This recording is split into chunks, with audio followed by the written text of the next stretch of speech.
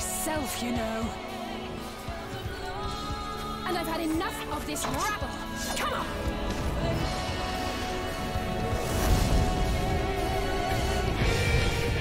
As the chaos spread, the star seemed doomed to unravel, and yet...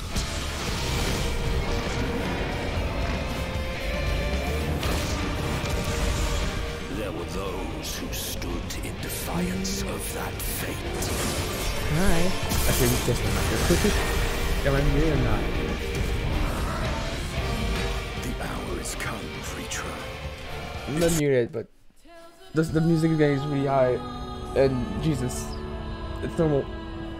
Hi. Good morning.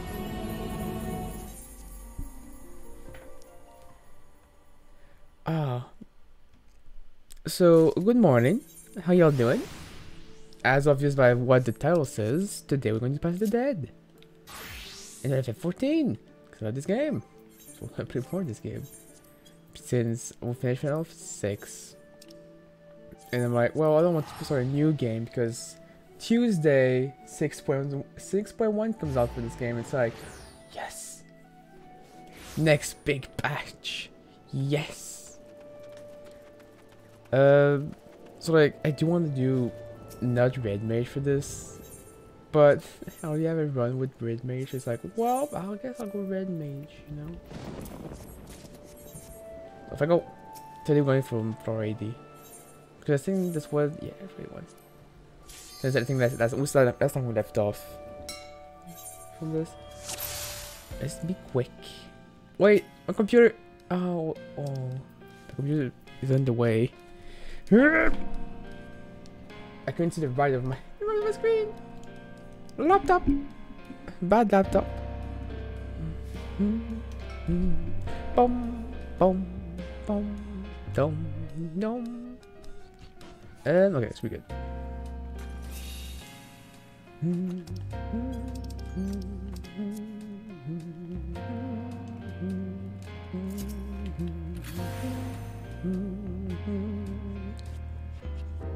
Brick.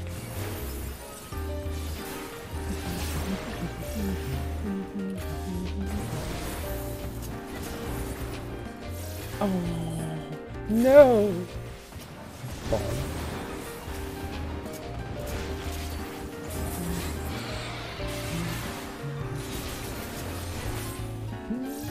Oh, the churches were there. Oh, why did you spawn so quick? Like, what the frick? You're in freaking breed.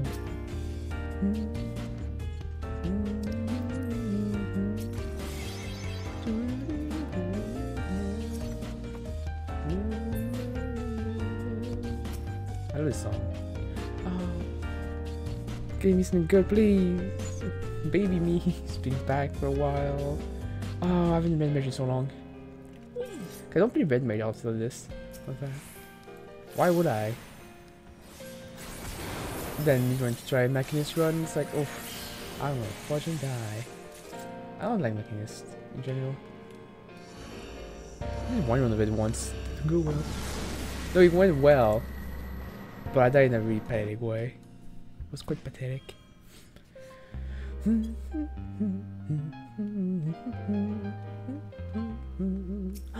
Mod! Bring the flame! I am the flame of ambition. We're mod! Hi! Oh no! I'm on fire! Christ. This is why I'm rusty. Oh, Christ. Oh! Nope, let's sleep. There we go. Oh! Come here! Come here! Oh! Fine. Oh, I tried to pull the dice and the camera. No. Bad. Badly. They really don't do the dragon. Fine. That's safe. It's nice safe. It's a nice run. We're still out of wazoo. We're fine. Oh, like actually. Where's the fortune key, mate? Oh my god, this dragon just spawned. Oh well, frick you too.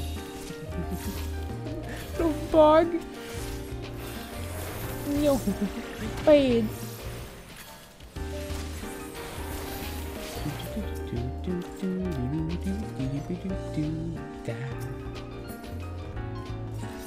Against our side, but what can I do this? Come on.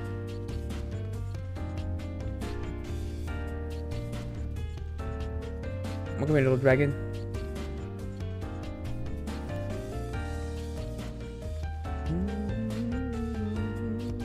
You don't look at me, don't worry. Here you go. There's sight, so if I just go around it now. There we go. Oh, you little butt. Also, yeah, there we go. Getting better than bird to do that. It's a fun trick. I like it. A fortune. Ooh.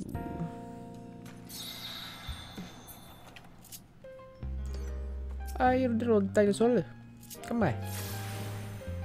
Want to say hi? Say hi to the family. I switch target. That's why I controllers. Sometime.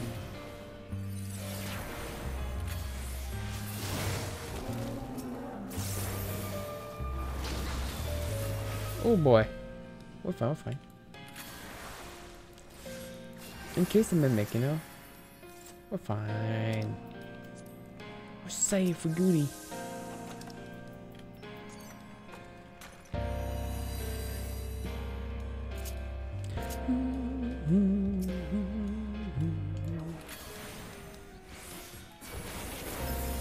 Ooh, remember mod spawn. See that attack of 4 minutes. Get the mod. Since that as well.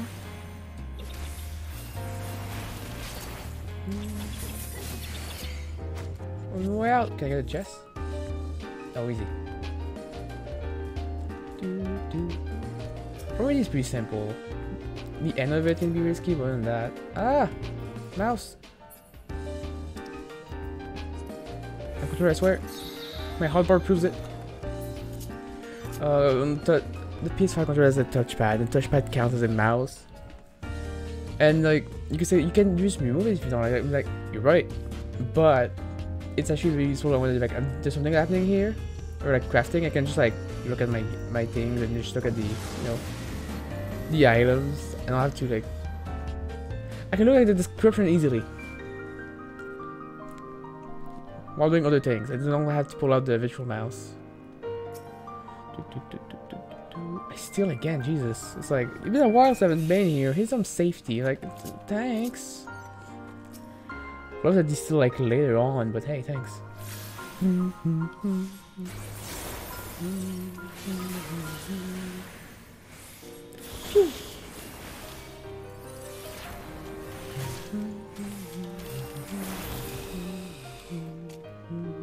Oh dang!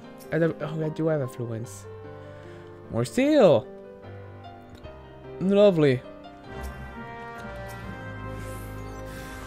Oh, mimic.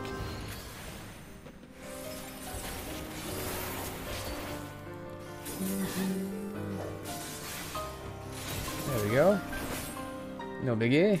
I had my burst speed for that.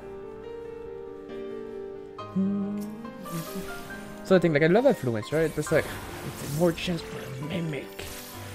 No one likes mimics. Especially now with a red mage. Frick, he's trying to shoot me. Look at them then, chess! We're rich! For once I didn't waste the Contre 6. Phoenix down! Okay, so let's say forward.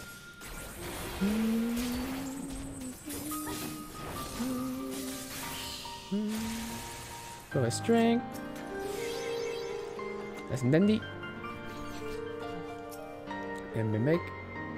Oh, steal. Again. And we have another steal right around here. Meow. Wish I don't really care this point. Oh, I'm getting steal there. Oh my god. Like a 6 steal in 4 floors. Like the heck. Chill. I know I'm used to be a tank main, but Jesus. I'm not used to. I'm one. Illusion, yay! Oh, another one. Dum, Purity. Oh. Oh, how kind. If I got hit by the mimic. But I'll be fine. Thank you. Oh, hi.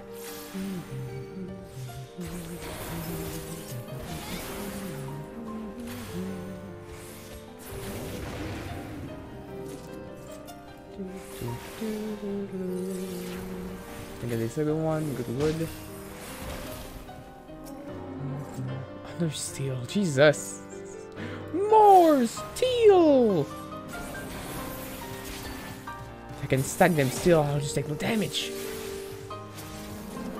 Yeah, but you. Oh, can I leave already? Oh, cool.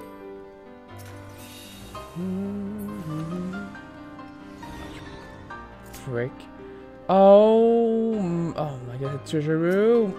Well, time to work the old bones.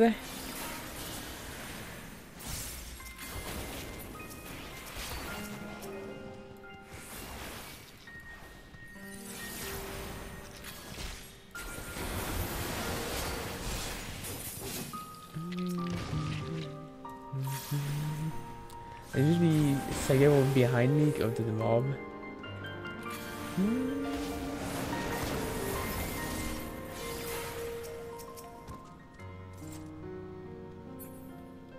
Oh my god, there's a worm right there! Jesus!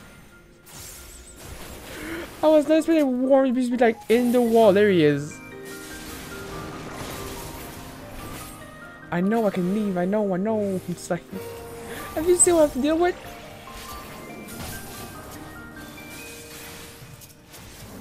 Bring the worm.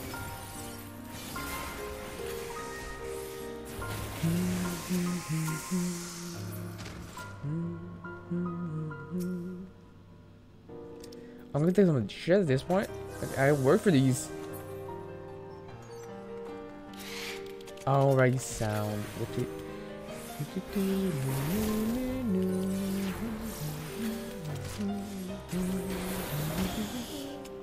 Oh, it's sight. I mean, there could be a trap somewhere here, so there it is. I could have hit that trap if I went for the side actually. Oh, it's a luring too. Oh god, actually good that the worm scared me. Actually, nice. I knew that the worm would save my life. At least we had strength for this, which made it really easy, real nice and safe.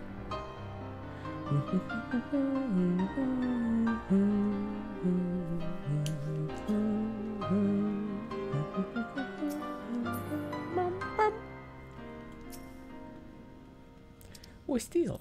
Once again, more steel. What the frick is this?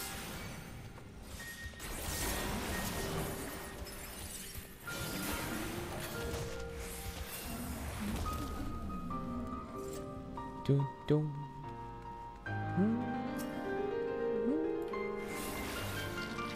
Oh, there's another one, eh?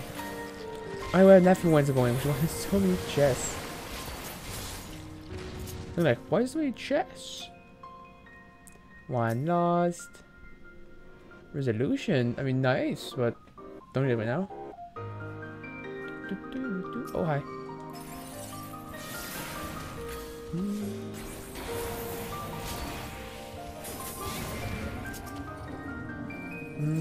I don't know worm being annoying. Oh, the next more annoying though. Trust me.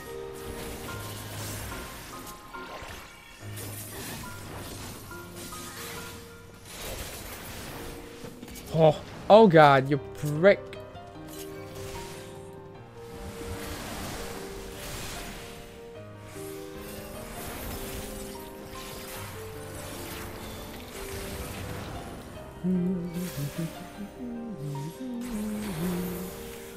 Well, we're made out of life with nice and well, I say. Alteration, I will take the luck. Floor is still pretty low. I can still do a mimic. The alteration. 2 alteration! Better luck twice! Boom boom! 2 room full of mimics! Yay! Fun for everyone. And we have their own mimics. Oh, where the fuck did you come from? Was it, did you just spawn and started roaming? Like really? Did you have to? Like, stay in bed, you know? No, you have to get up and work. Ugh. Gross. Maybe to work. Work is good. We're out of ends.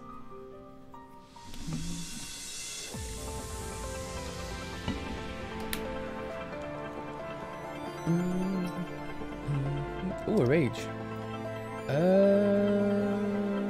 Camera over there.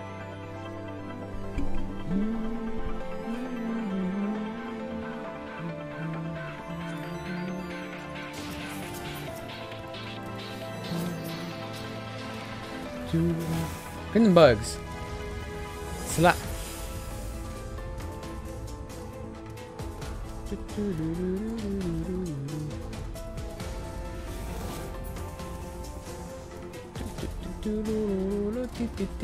Pig boys!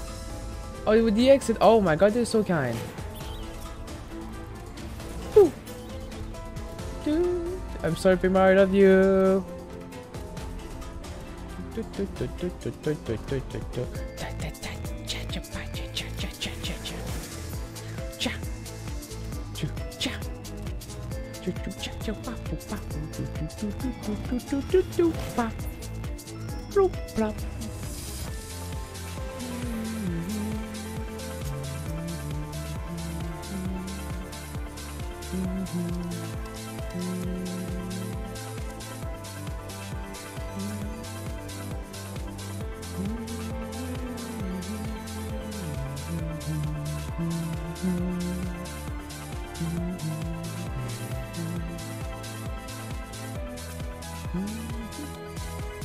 So fun fact, random thing I'm talking about.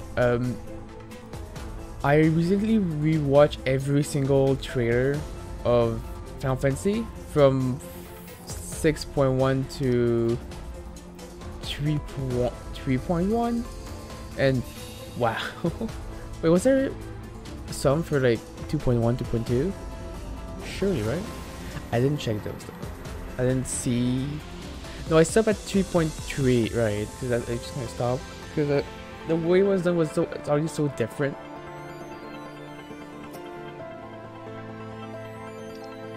Ooh, sorry. And I discovered that Pass the Dead came out in 3.3, which is like, huh, that's why it's many Heavensward songs. This is the Heavensward content. I don't know why there's much music from it. Makes so much more sense. No, this for keep boosting me so much. It's like, want me on drugs? It's like, no. Well, here's some drugs. It's like, ah. Well, why though?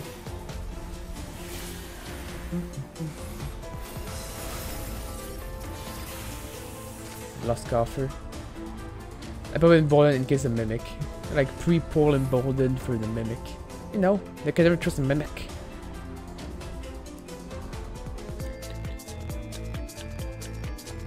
Oh my god. Oh, I had to lose my hair. This moving so in me.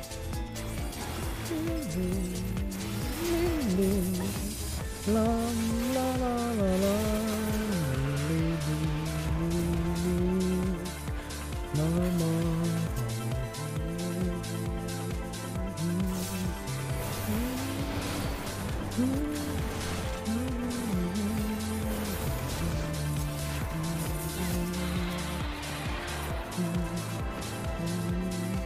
Oh, you little political one.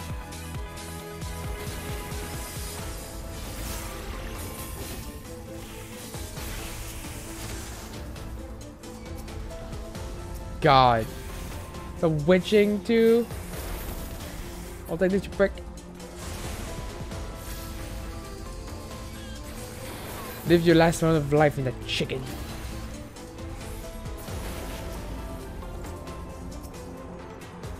What's a sight?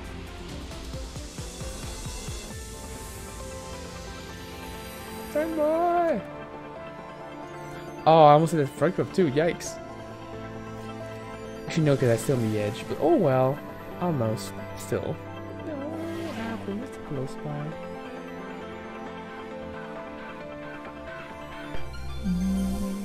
Oh, and no knockback. Okay. No rage, no rage. I mean, this is, like these for being like actually like too nice. You know what I mean? Like it's not normal.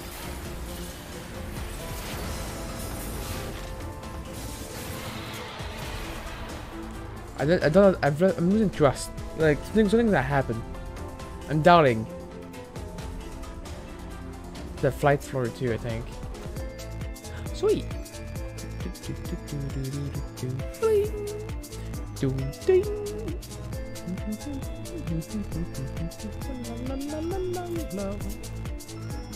Oh, this is a flight for sure.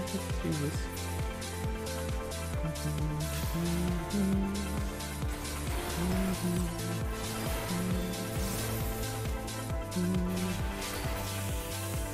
I can leave. Wow, there's only 2 enemies? Nice.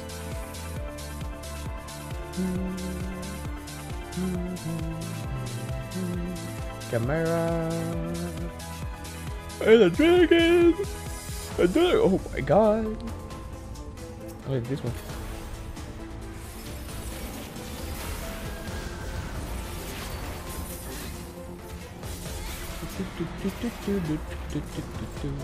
There it is, yay! The exit. Freedom, as they call it. I call it hell. This is Mama, right? The mom? Godmother?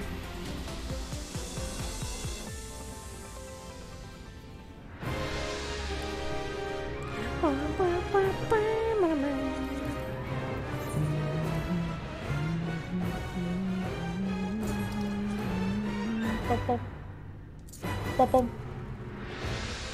I have 2 minutes. Let's go.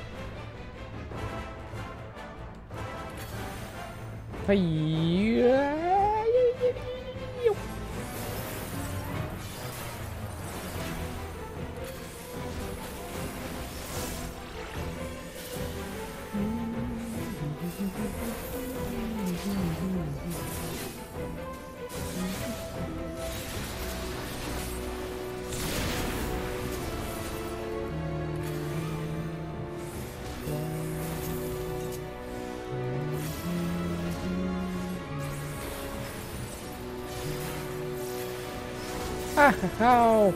You prick! Mother, why? Mother!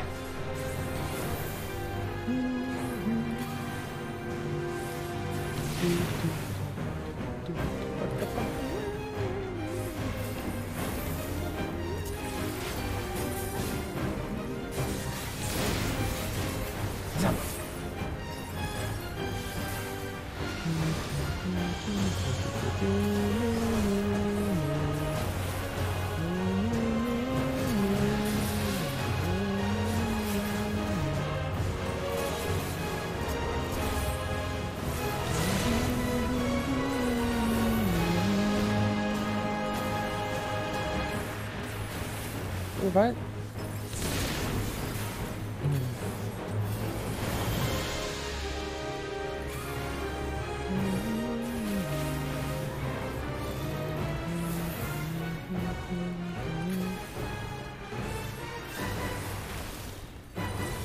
There you go. Nicely done.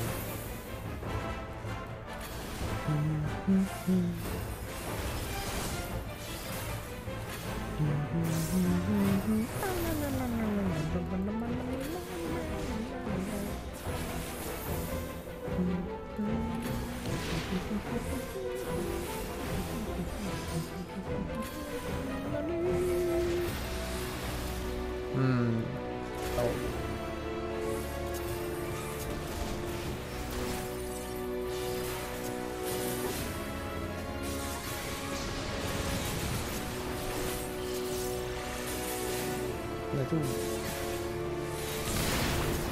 FIFA. Oh no!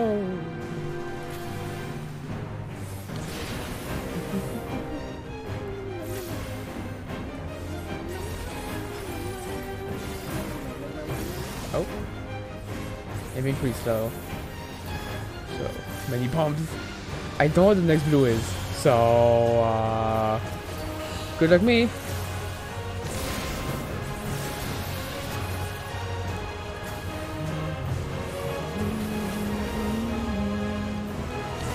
There's nothing we can do.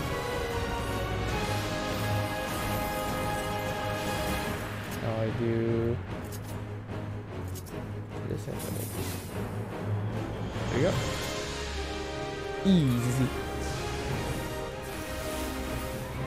Doing how it was meant to be. Nice.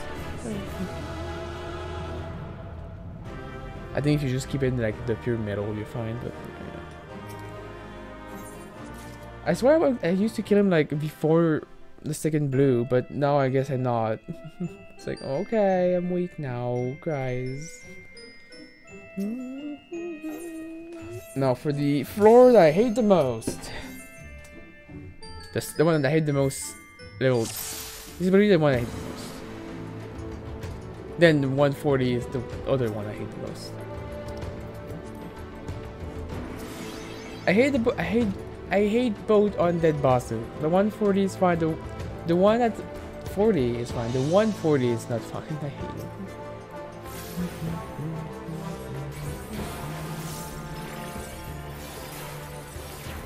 So I feel like she just doesn't move.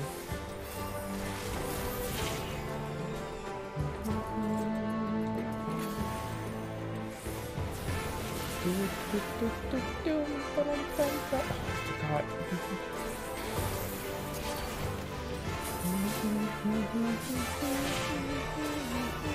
Oh, most J.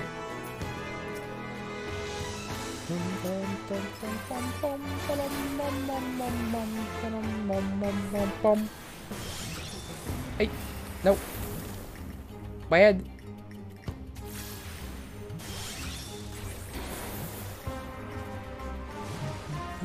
Holy swarm. Oh, flies everywhere.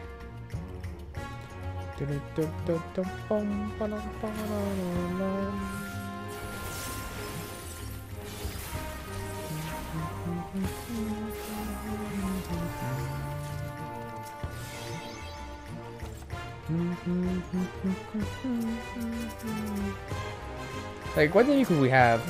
Flies, yes! You suck your blood. It's like, no, mosquitoes. I hate them. Like, why? Is there a chest? No.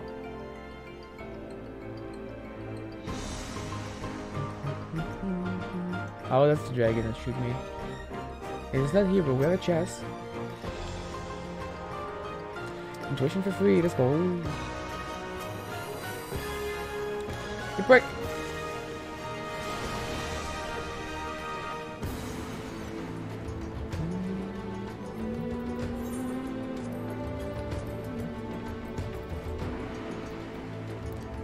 On height.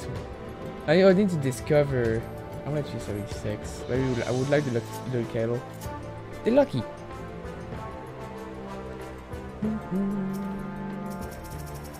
Oh, that's bad positioning. I think we'll just kill him at this point. Oh, stop sucking me, please.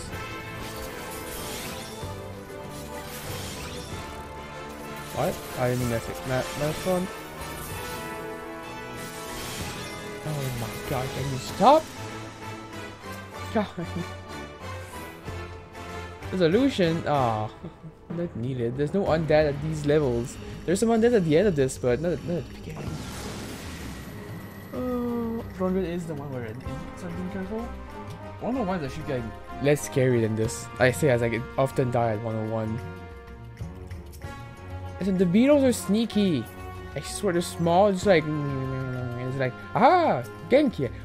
Messing you in the corner. It's like, ah, cries. I cry.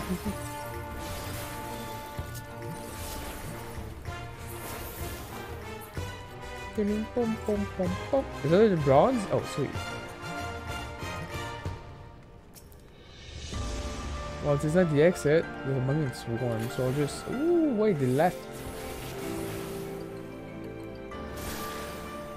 I hope it's not mimic. Echo steal.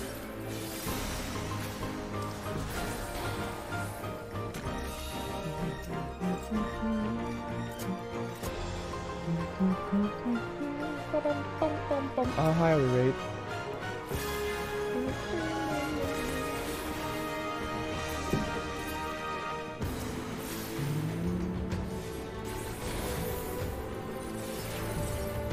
Stop.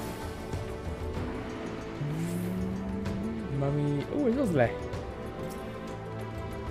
Oh, mommy, you're literally in the way. I was just trying. How we could see me or not? God, it seems. Hi, mommy.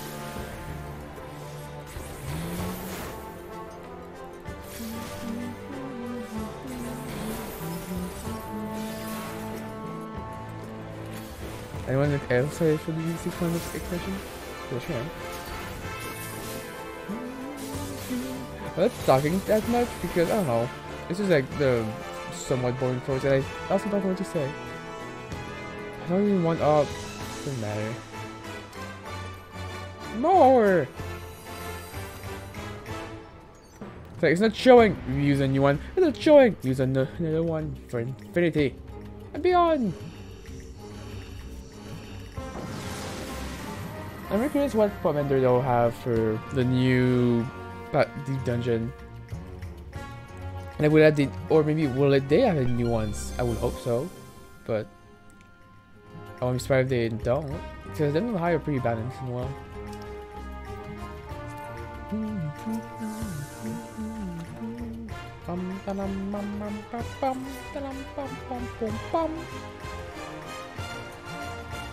Rules like a booster, which is fine.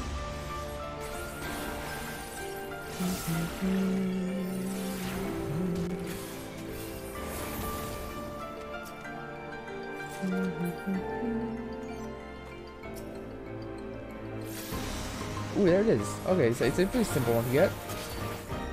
Love that.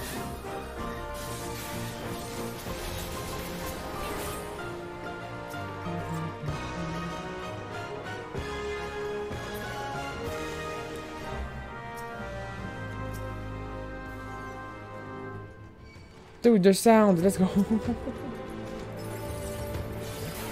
The Rosé just walks in front of me like, he's going aggro? Wait.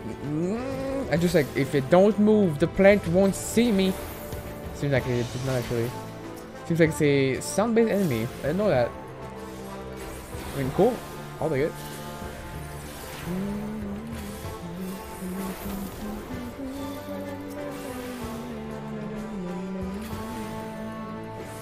Oh, bye-bye.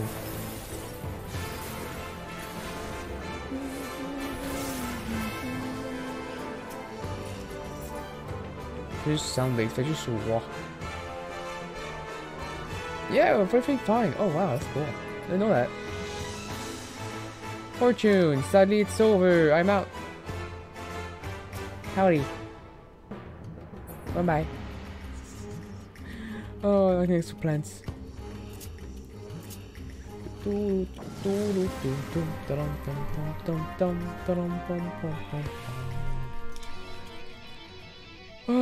I miss doing this. I love this content. I just never cleared it, which I'm very sad about. Ooh, courses.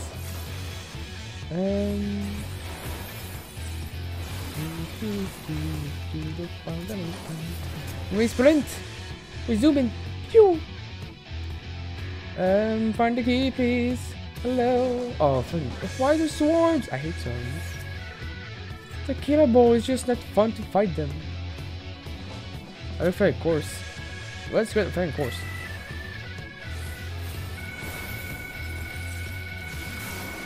There's another one that gap closed me. Isn't that the other one? That's the same model.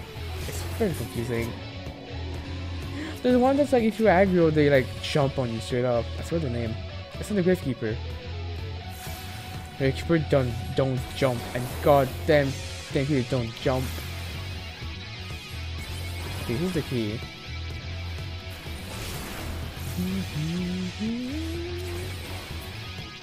No sneaky sneaky?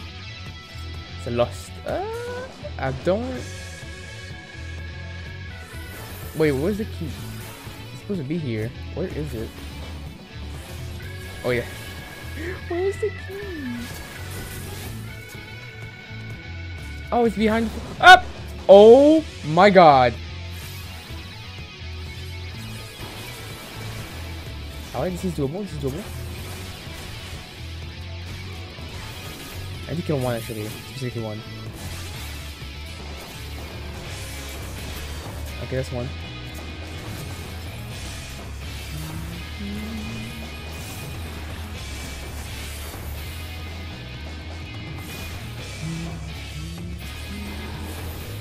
Okay, we're good, we're fine, we're fine. Mistake corrected. God, the key's not even up. Oh my god. How much sacrifice do you need?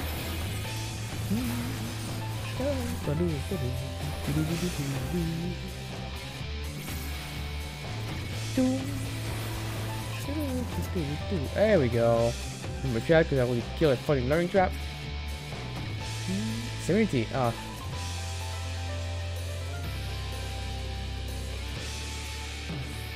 Thank you. Bye. See, you let me live, I let you live.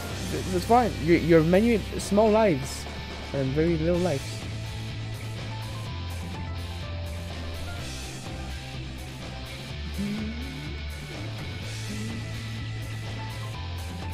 That's nice. This is the key room. Oh, cool.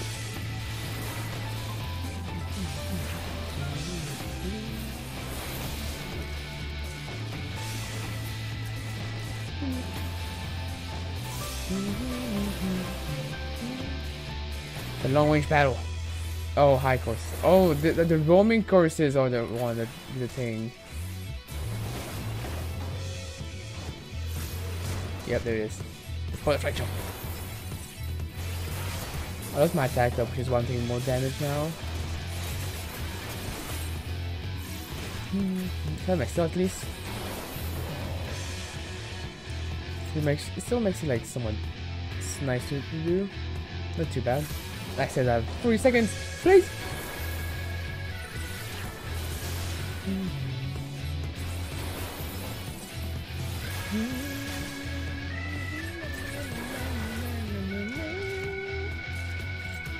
That's a witching. Oh, hi! I hate you. Oh, I have 20 seconds for this.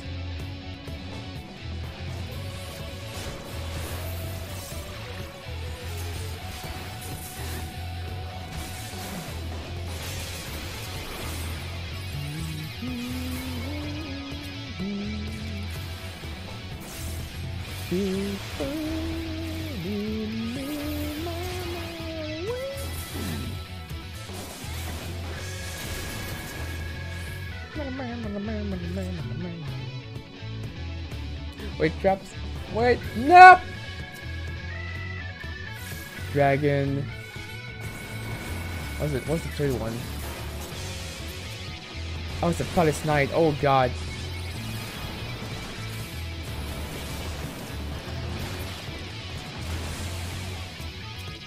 We have all frogs. Ooh, lucky, lucky, lucky. Look at me.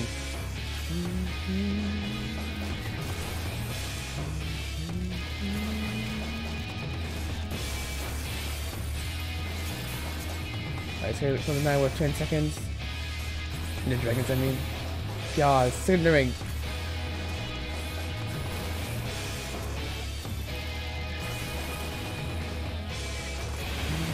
There, come back.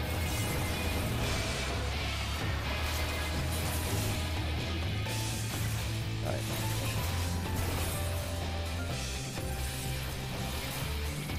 Woo!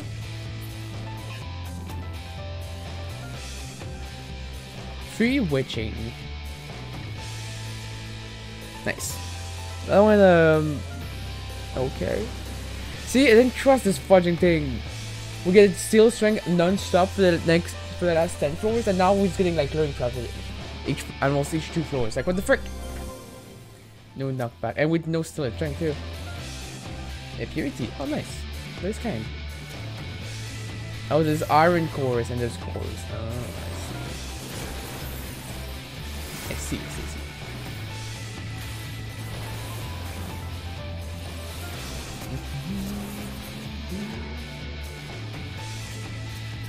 Oh my god, there's so many.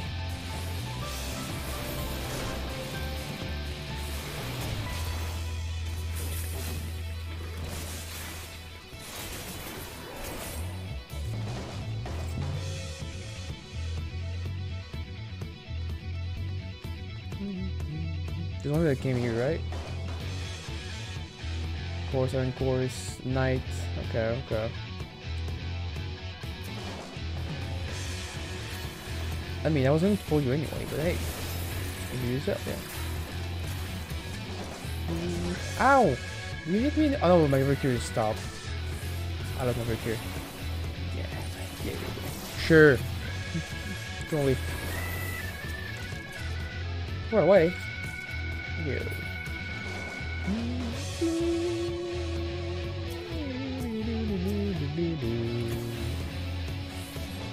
Okay, they're only away from me.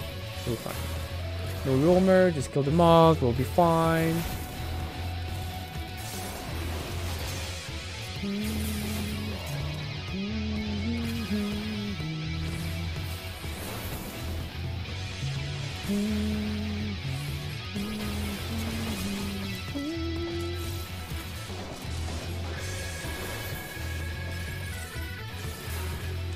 There we can go. There we go.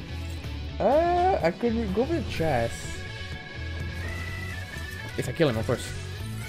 Yeah, yes, of course. Of course, if I kill the guy. You need to kill to get chest, but you know, it's but life taught me.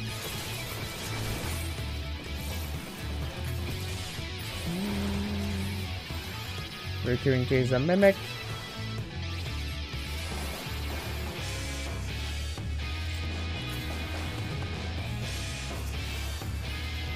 Oh, cool. Worth it. Completely worth it. Yes. Give me. I might be able to keep it for the boss and very quick. Doable? Doable. Easy? Heck. Oh.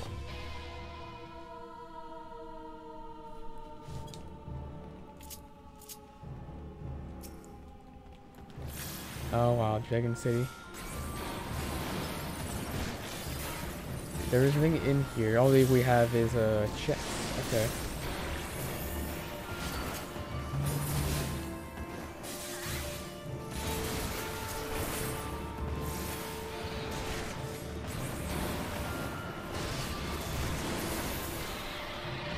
Ooh, strength. Perfect.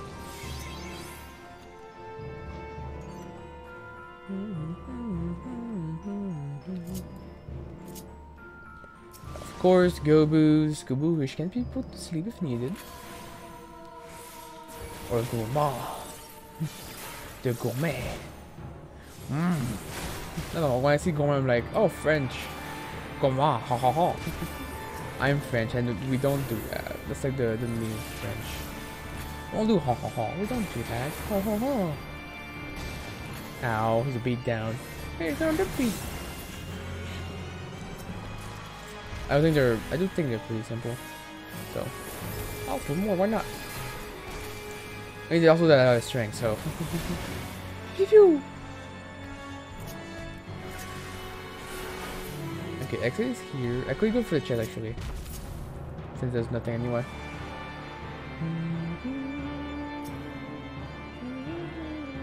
Alteration? Why not?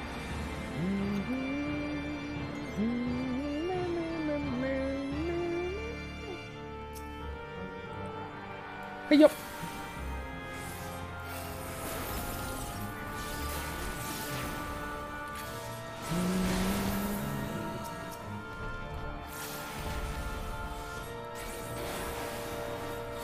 I don't know why I'm so focused for this run. Maybe it's because it's just been a while since I've done this. Hi, yay! I really want to try and do decent. If I'm not going for a score. Oh, steal. How nice.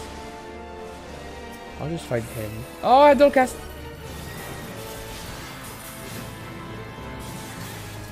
Hazam. Boop.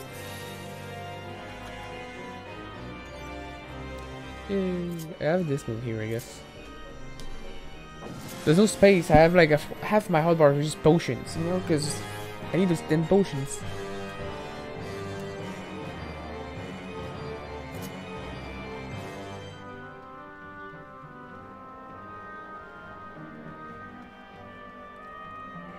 Ooh, I have Grootkeeper now. Okay.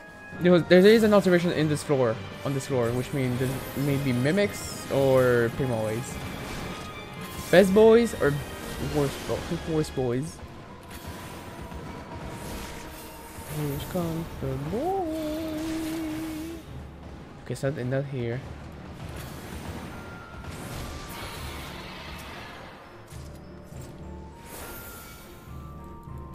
This thing is still on dead end. They're both on dead ends. Okay. There's a course though. Man, they're guarding this entrance like tight.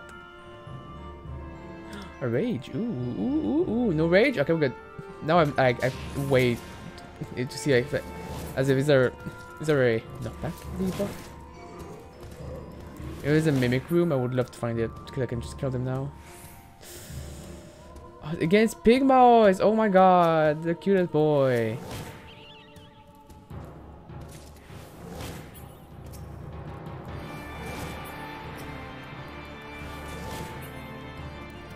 Dang man! The cutest Pygmoys! No! It's never mimics now. You'd be like, ooh, mimics, right? I could kill them, right?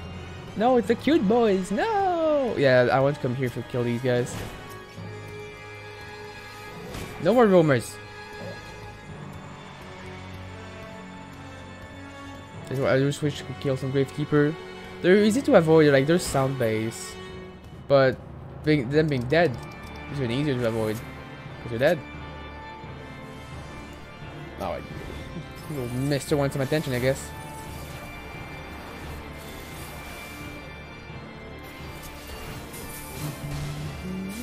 There we go. I got hit by beat down. I parried a muzzle attack. Look at the max potion I got. It's a lot of max potion. Alright. Witching. God! Oh, the Gravekeeper. First thing first, do this.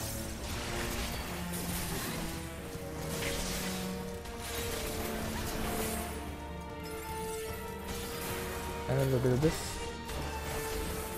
There you go, that's one down. Okay, kill the knight real fast.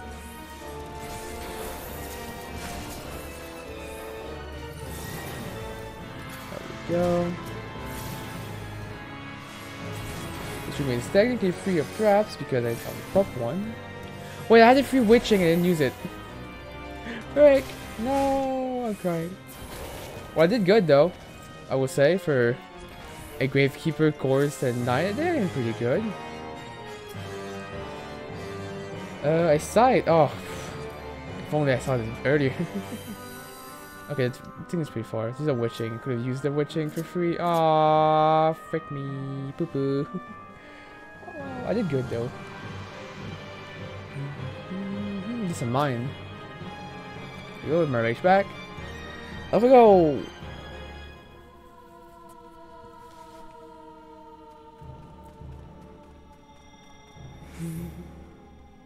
So this room is supposed to be like mostly cleared. Something might have respawned, but the two other last room are not cleared. And there's dragons. They steal again.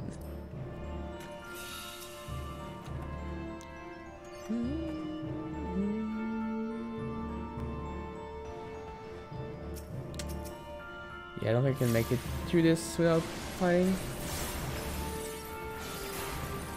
I'd rather just pull now than risking pulling two at the same time by accident. Though the gun can be sleep, it should not be like... I should just stress myself at trying to kill something in 30 seconds.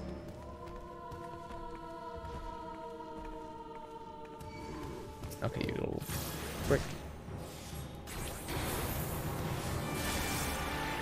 Glass punch. Should I mean others or yeah, you punch break easily? I just know. Question the logic of this. Another steal, look at that. We kill a lot of things on this floor, like wow. I'm a killer! Yeah!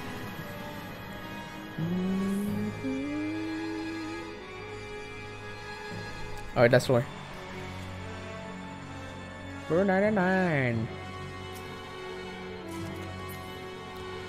I'm gonna say no to this, but I have to check if it's a treasure.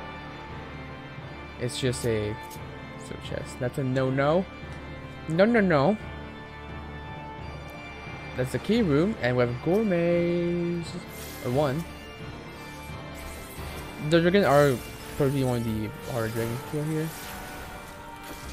Or the onyx, I don't know.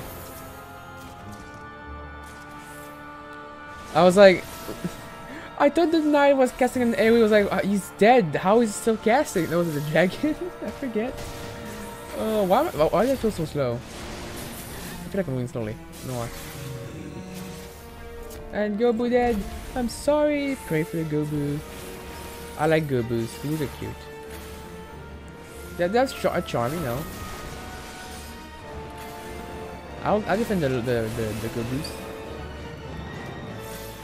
Okay, like maybe like another like realistic Gobu, but at least the chibi Gobus are adorable, and you can't deny that.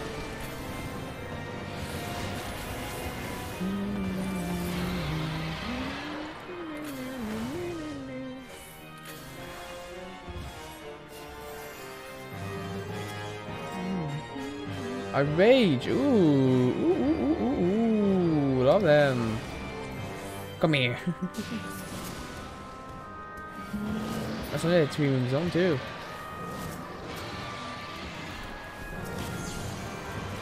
Throw trap cancelled.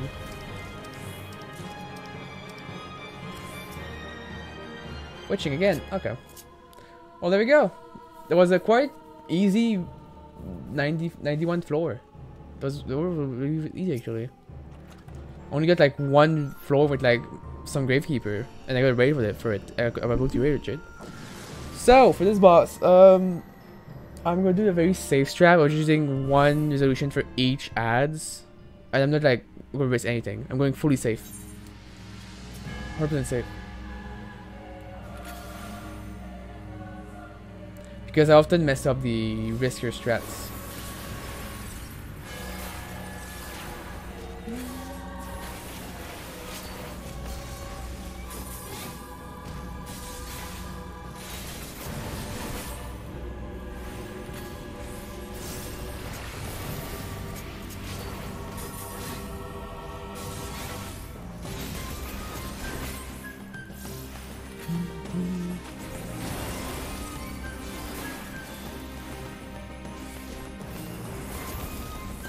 Actually,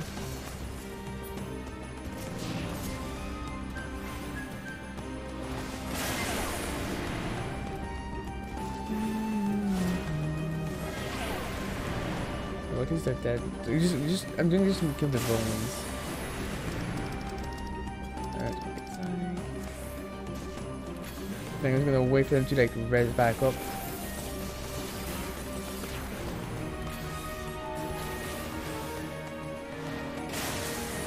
Soon. There we go. Power potion. Resolution. Oh, it hurt. And we'll fight. And a 1. And a 2 for.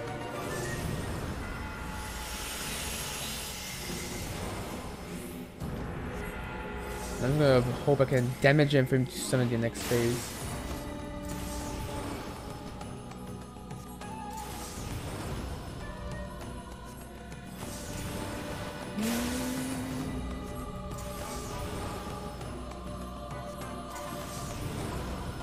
There we go.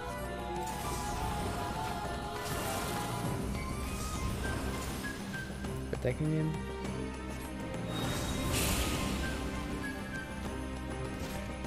The mob just stopped. Oh, he died still. Oh, great. Kill the corpse. They're dead. They're dead. Alright, perfect. They will heal. We care to be safe. And back at fighting. This is now this fight went super well. The thing that didn't work, that I did lose like all the vuln, but hey, it works so that I could like, only use 1 resolution. What matters to me?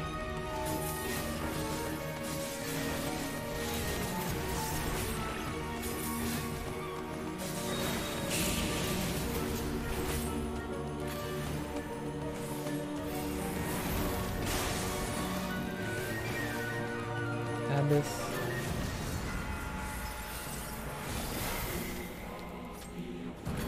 Oh boy. Hey, this is good.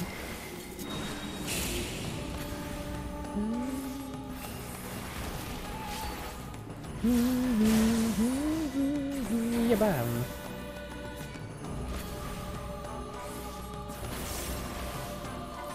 Alright, so what's this? Illusion.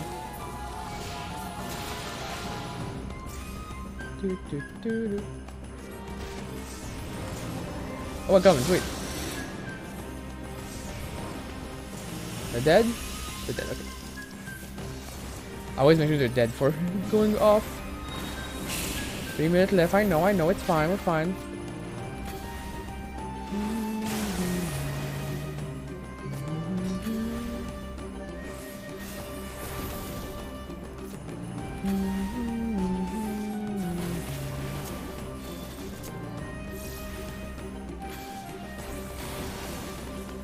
Ow.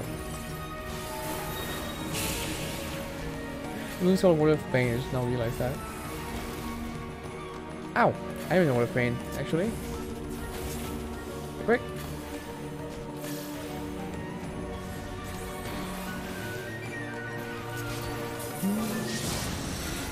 Man, I cannot think getting hit by that. I will be so sad. I will cry.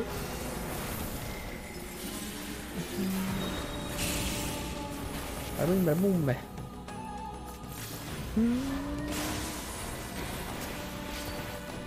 3 DPS, come on.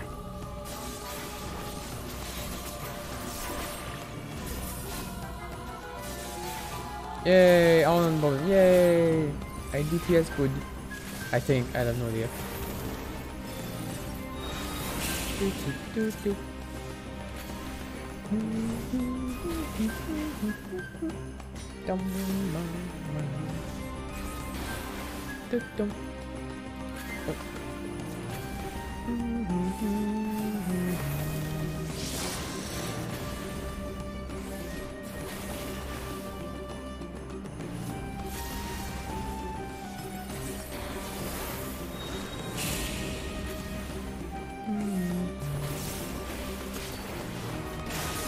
No, where those? And that's how. Oh, come on! My beautiful finish. It's like, snap! Just jump backwards. No, ah. Oh, prick. Trying to be fancy for my last hit, and no. Evil potato. I got a message on Discord, wait. Oh, I clicked on the wrong button, stop! I clicked on the wrong tab. Oh god. It's fine, we're fine.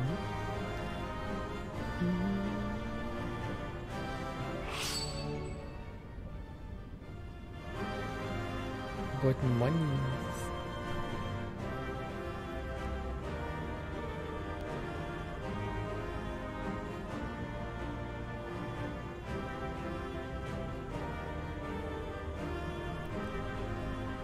Oh boy. That's a rough place to work. I won't go into detail, but it's just something about our hero of the static having like their job and stuff been going really wrong there for a while. For a bit. Oh, come on, where's my where's my artifact? Come on! Come on! Hey.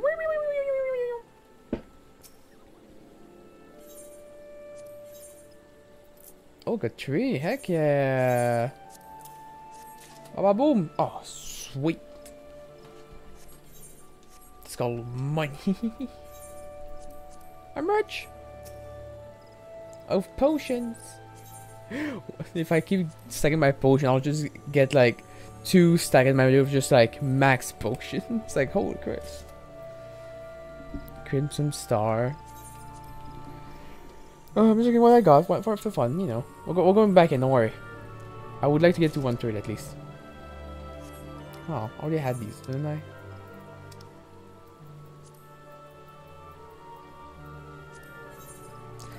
Somewhere. Ooh. Hmm.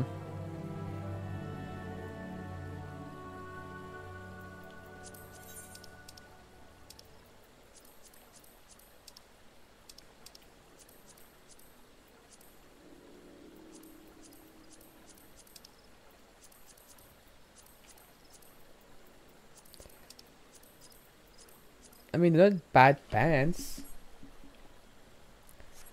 I won't use them, but they're not bad pants. Alright, 3101. Ah, my nose is itchy. Now for the space I hate, the dung beetle floors. Welcome to the hard stuff. Remember them? The mobs you killed for one? Oh, they're back for revenge. And they got some them new moves.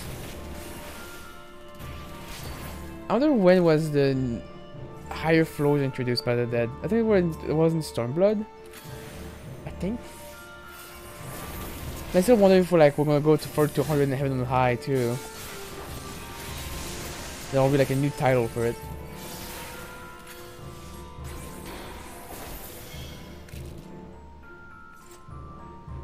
Frick.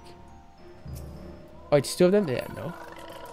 Now wait for a potion maybe. Potion will be good. Oh god, really don't help. Oh, I have a bone. Oh yeah.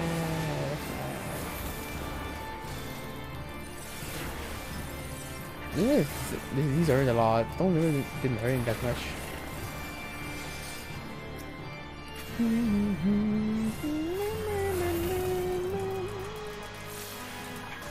It's because I've been doing like a duo run with a friend, right? And then we're healer tank, so I'm now used to like tank. So like things die pretty well and fast, but it's like, oh. No, I'm back to DPS. It's like, ah, I'm doing damage. Ah, I'm doing damage. Like, how did I not get? How did I not get hit the trap to begin with? Not the exit. Oh my god, you prick! I hate you not get the phone down to give. It's like, oh.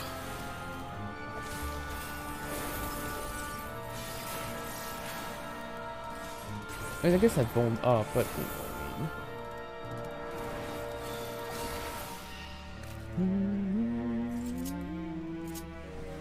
We can leave already if you want. I would like to. I hate this place. But the thing is, I also need to find chests because I need to refill my one of the solution for the 140 boss. And it's slug based if I find them or not. So let's find them.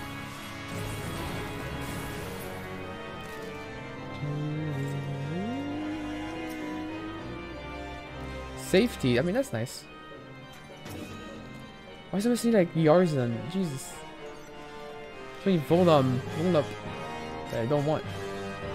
Affluence. Ooh, that's good, that's good. Give me.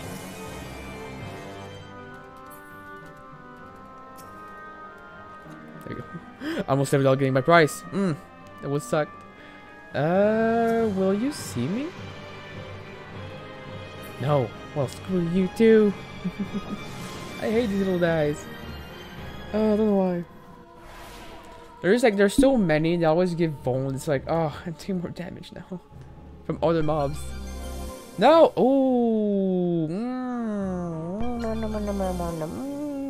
I don't like this. There's 2 silver chests? What do you mean? There's 1 silver chest. Oh, this is not fun. Oh god.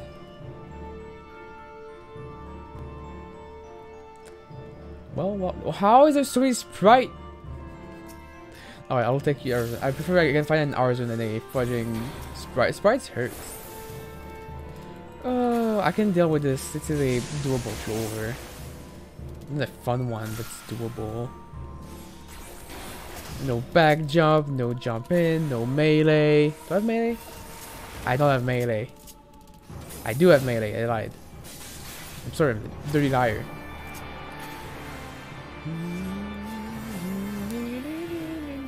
We have to wait for a cure. Oh, the key. Oh, God, please. Oh, it's an affluence floor. Like, it's just everywhere I want it, but I don't want to fight too much. Oh, I hate. Frick you. Brother Dead. I'll get you. Someday I'll kill you, Brother Dead. I'll beat you up. Yeah, I'm gonna fail just slowly now because I don't have the things. I'll need to figure after this. I don't have to see dreaming. Oh. Oh god. Fine, we're fine. We're fine, we're fine, we're fine, we're fine. We're fine, we're fine, we're fine. Wow. I'm finally fighting BS mode. Lost! Oh nice. Yeah, let's go.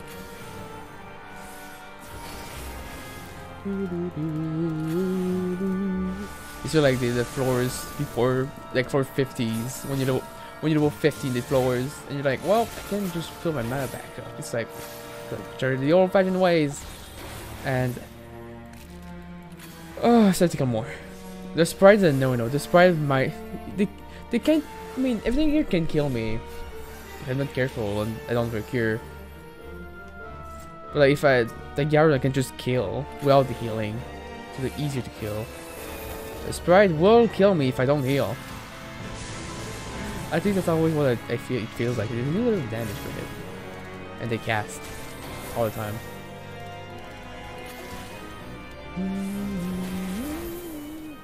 Do I have Swiftcast? I don't have Swiftcast, right? Swiftcast is a ability. Oh yeah, with my friend when we were doing dual run, we died from a floor where we had no ability. And because we never got that before as a tank healer, we were so confused because as a tank, all I had was my AoE and 3-8 combo. I was a warrior, by the way. That's literally all I had, literally.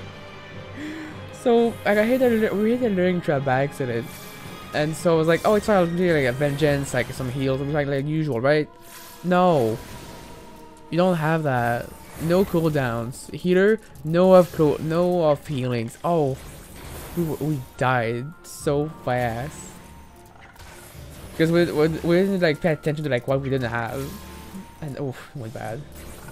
Oh, I just have to fight. Come on!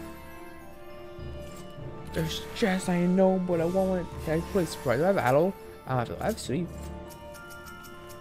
Fine, play Sprite. Oh, I took us.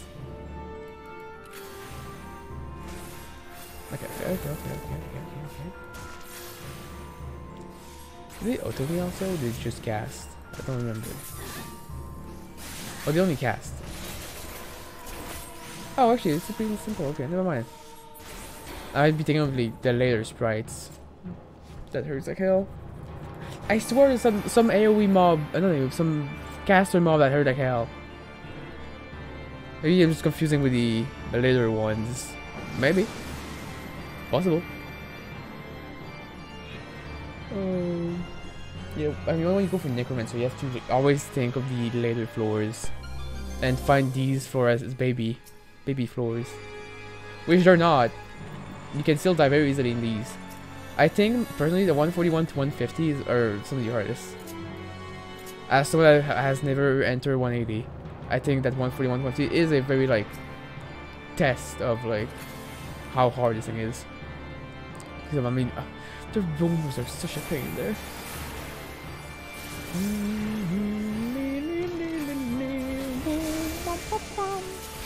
Nah, look at all the DPS. Okay, DPS now again. Yay! Okay, pulling things will boom down, which is a bad idea, but hey, I'm doing it. I will not go there actually. Oh, okay, my bad idea. Oh god. Okay, hey, stop. Stop, little stag.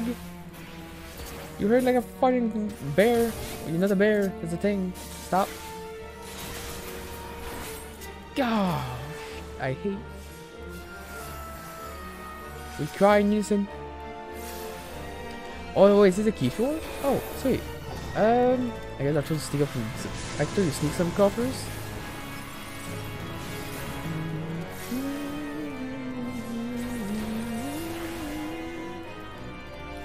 The flame of ambition. Sorry. Elden Ring.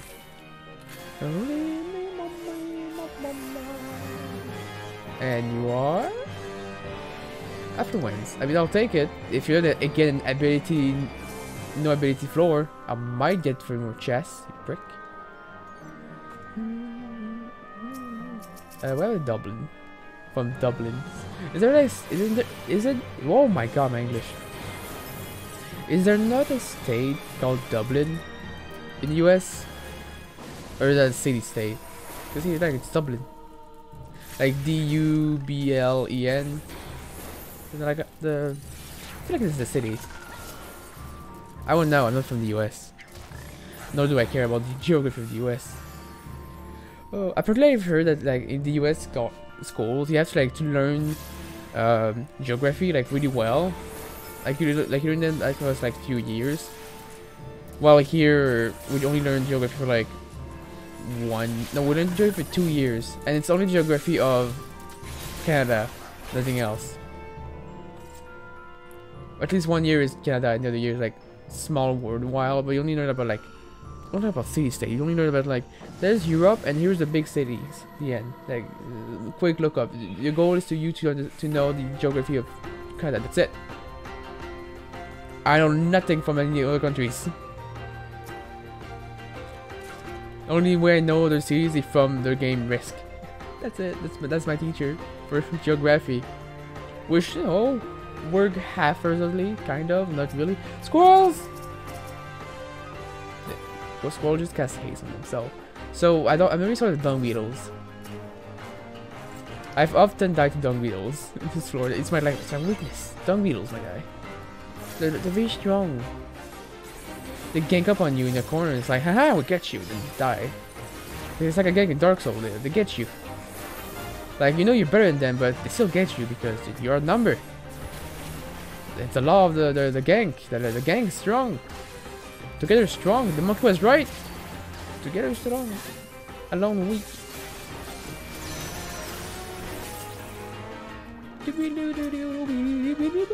Intuition? Oh, gimme. You know, I don't really have one active. Really useless. I would like to pull that thing. The side behind you?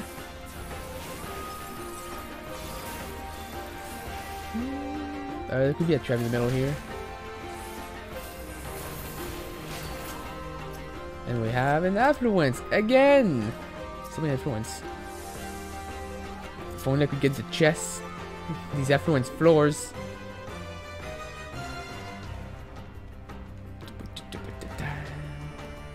Oh, go be adventurer. Hello, fellow adventurer. Now die. Welcome to my lair. Now die. That's from Link, that one CDI Link game, isn't it? Or that's from the other one. I don't remember. I don't know the difference between both. They're both CDI games. But hey, classics. Is it the CDI game that costs like that costs insane money, or is it the very bad Zelda game? Purity, aw. I mean, thanks, but aw, no, don't need it. I know it's a Zelda game, one of the really bad ones that are super expensive. Why? Because they're rare, and they're in demand because they're super bad. YouTuber money. Safety. Oh, thank God. I not thank God, but thanks. Small reaction over a safety. Come on, cast! Yeah. I'm not sure if I would cast it. I can leave! Freedom!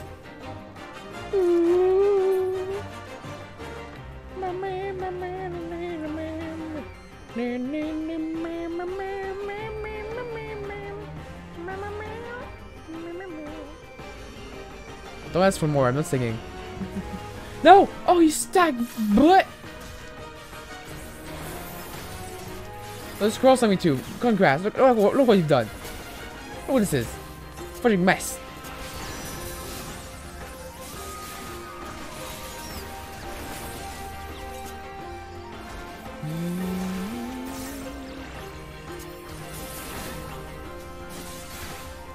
There we go.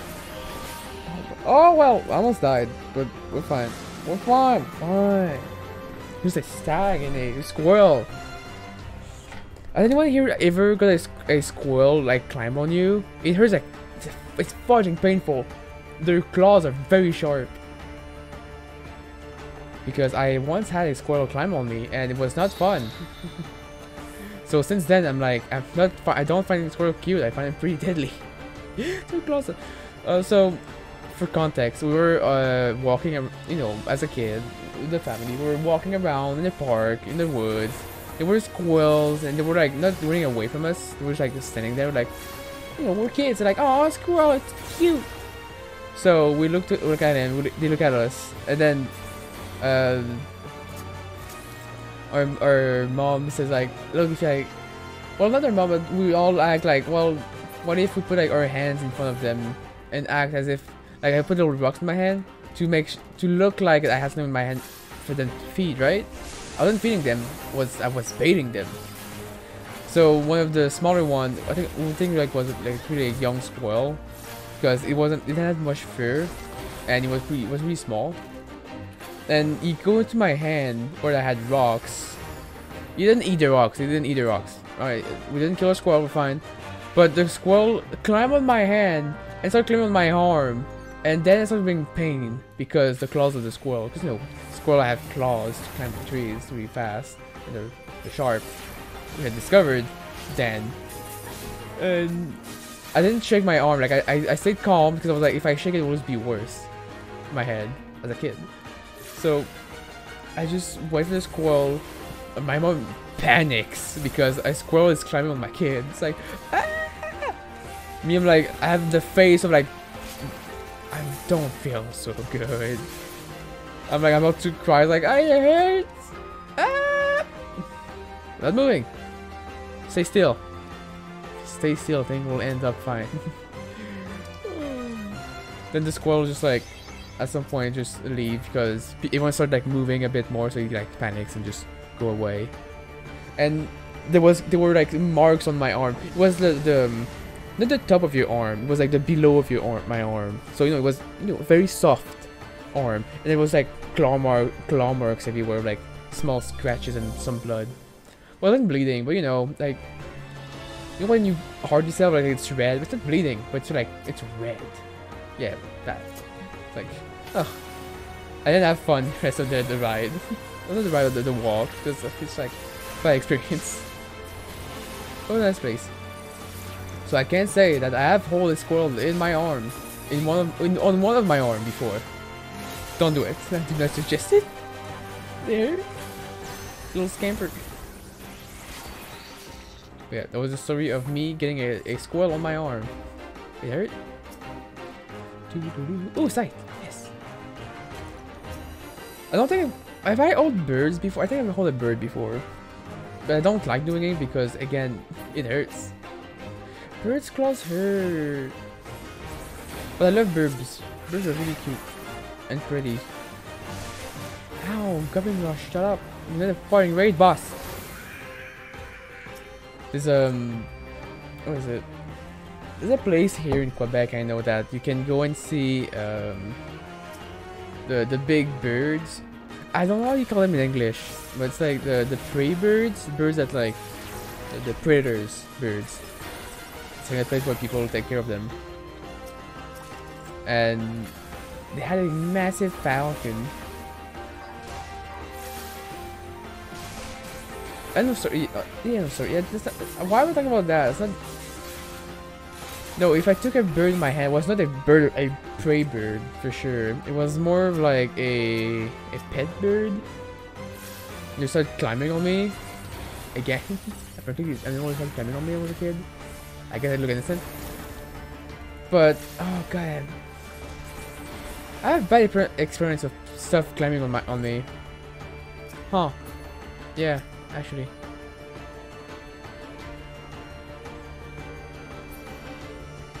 Good.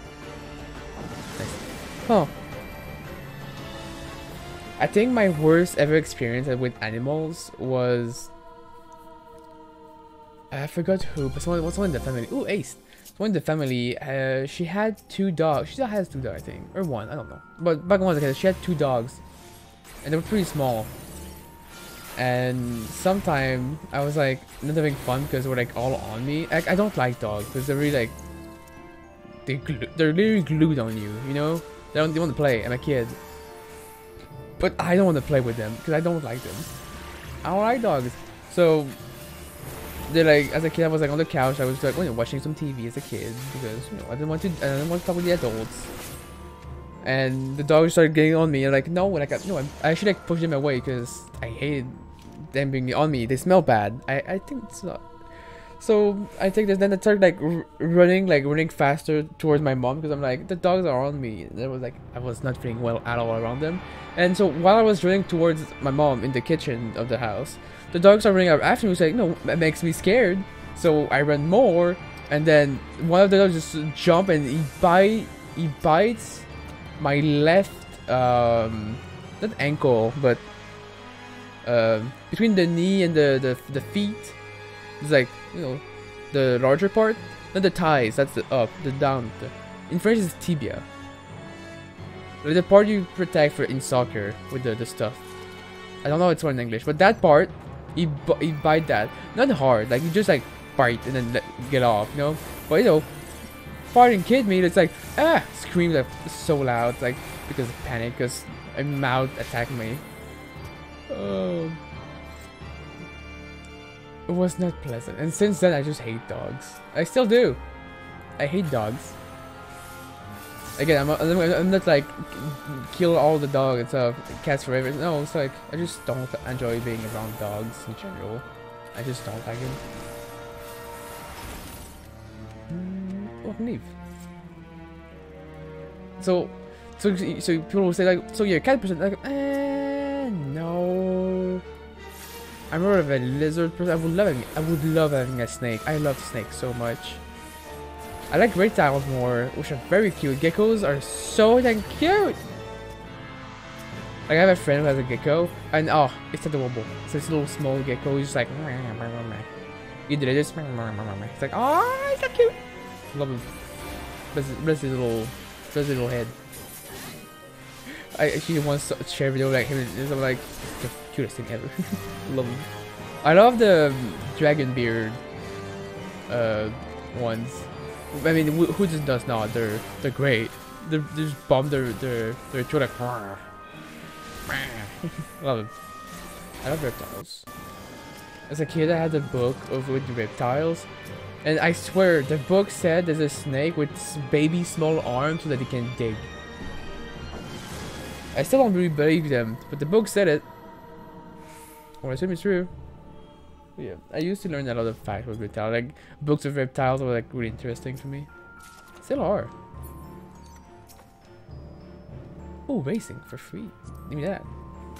Free racing for the easiest 100 plus boss? Yes. Racing on the floor I hate the most. Well, I've missed a single dung beetle. Now that I've said that, it's gonna be like 10 in this floor. But so far, so good.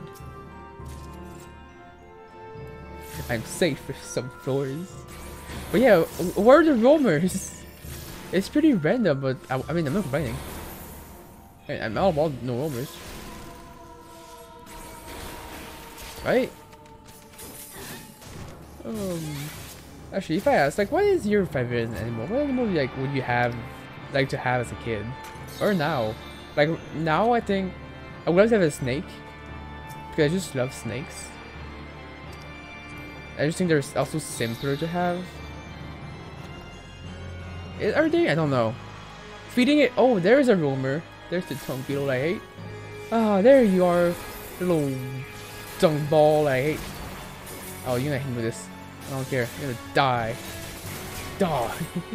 Oh, there they are. No, they're everywhere. Oh, God. I had to speak. They're coming for me. They heard me talk crap. The beetle, they're coming. Like, I don't know about snake. Do you need to feed snake like whole like rats, or is that like candies for them? Or is dung beetle? Oh, it's death. I don't know. Because I know you can buy like large animals, like dead animals, for a snake, I think. For lizards, like crickets. Which is actually the reason why I never got a lizard. As a kid, my mom said that if she didn't want to have not a pet, a lizard, because she didn't want to have dead crickets or live crickets in the house, because it would do noise during the night. Which, you know, as a kid, like, fair. That's a fair fact. But they're so cute. Also, they were expensive to buy the whole things. So instead, we got fish, and they died. I killed 2 fish. One fish, no joke, I'm not kidding, killed himself. It's like, Jesus. So we had the fish. His name was Bleureau, which bleu is blue in French. So I would say it would be like Bleureau. That would be his name in English, like bad pronunciation, but yeah, because it was a blue betta fish. And the fish, just at some point, for some reason, our mom, like my mom comes back home sometimes for her breaks because the school's not too far. She just come back for her breaks here to like chill in her couch. And for some reason, she says she heard a little like jump of the water, so she's actually a bit curious, like go check out just to like what it is because weird noises. And then when she arrives, she sees the fish just on the ground. So like the only logical explanation is that the fish jumped off from his little bowl of water, and he's not like, he's really high. He's on my desk, like all the way pretty high. Like I see everything in my room, and he jumped off. And since then, his left swimming thingy, his left fin, was, we're pretty sure was broken because he could not, he would never move with it. So yeah, my fish killed himself, and then he died like a week later. Oh, I cried when a fish died. You know. Did you die when your pet died? Better have. You actually didn't love it. I died when a fish died. I think like I cried obviously because you know my little pet was dead. But I think I also died. I also cried mostly because, well, the fish pretty much killed himself. And I was just horrified myself. Like I'm very bad at keeping care of a fish. And since then, I was like, as a kid, I never wanted to have another animal because I was like, I can't take care of them. I guess it's just they die. It's like, ow! What's the point? Yeah.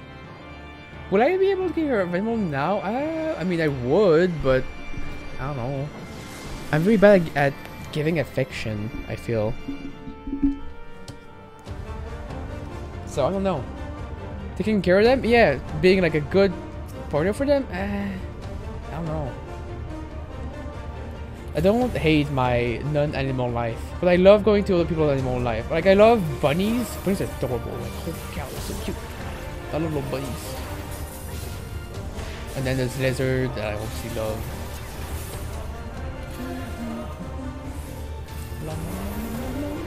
Now I'm gonna go quiet because this is a boss.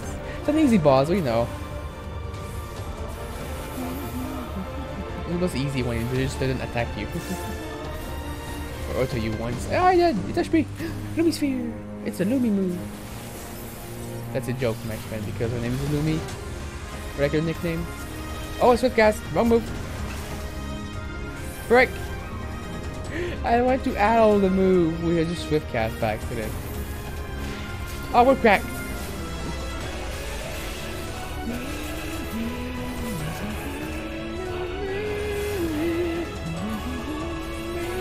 Woo!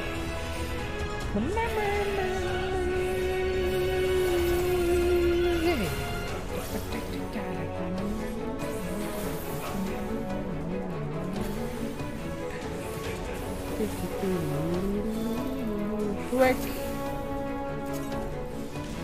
Ow! We're back.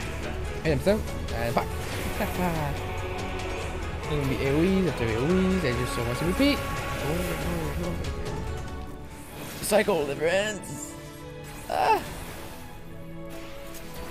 Oh god! I thought it was a Lumi Sphere, not the AoE around them.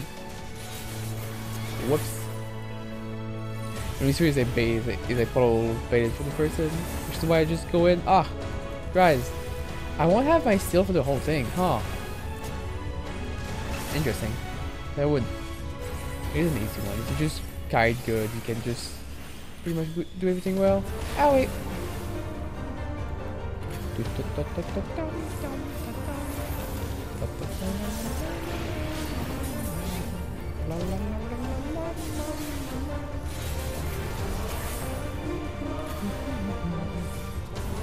And again. There we go. Ah, nice. Good burst, good burst. Good burst, lad, good burst. Good job. Next. Next rotation. Up and on. So my crack. No. With my crack.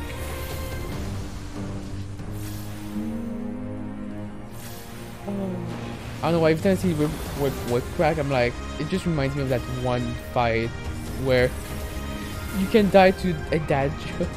That's really funny. If you don't know, in the Blue Mage Carnival, there's a, I forgot, I don't know, there's a boss fight, I think it's a mission, like a quest to do. And I forgot what it is, but I think there's like dad or something in the name of the quest, so you can find it. So you find an enemy called something, I think it's like dad. I think it's like your dad, you your dad.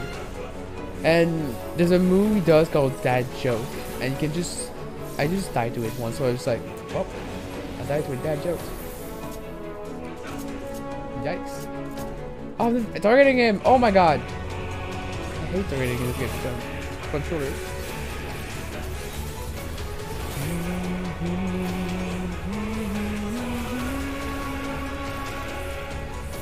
It's a free victory. We're fine. Don't know why I went in. Don't know why. Ooh,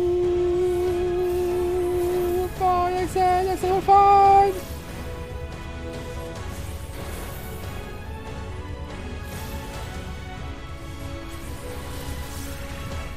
Okay.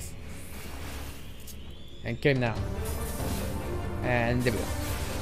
Yay! I still have my steal. Sweet.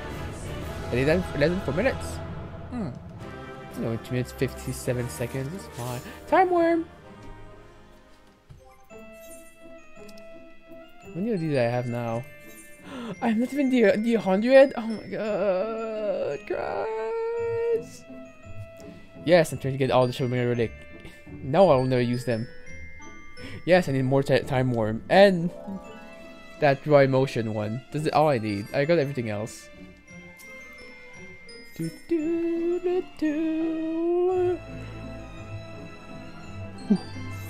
Next. Now we're out of the fucking castle area. I hate that place. Welcome to Marble Land. Alright. A good start, Oh yeah, the puddings. I hate them. They just get the pudding are the one that hurts. I swear that their stone hurts, and then if they get close, like slap him, slap, chop. And I hate it. Is that a 3-4? No. Ooh, the ring. The pudding. I think the first floor shouldn't be too bad. It's just like all puddings. There's not many mob on the first floors.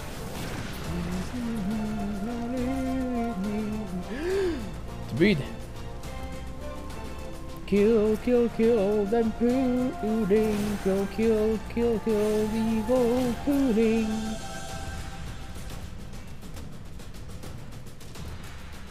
There you go. The buffet guy. Yeah. Bye, Deet. Love you. Now I'm gonna do a straight line. No traps. Oh, good. Intuition. I will glide at intuition. On this floor. Ooh, where? Did I miss it? Did I not walk onto it? I wish intuition worked like traps. If you walk onto it, it will just like pop up. So it will be a risk, like if you want to get like the intuition stuff, but you also want, or you're out of intuition, you could risk to just move around the room, hit a trap, or hit intuition. Because it might not be here. I think it'll be a nice little change. But it's not that big of a change. You don't need that. But it'll be a fun one, I think. Right? Just walk above an influence.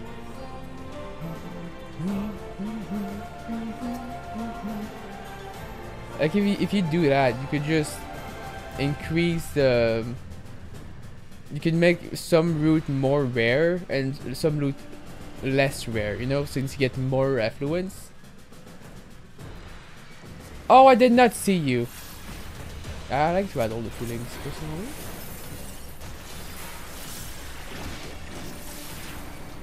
I don't know why I think it's flare was like, how the freak the thing has flare.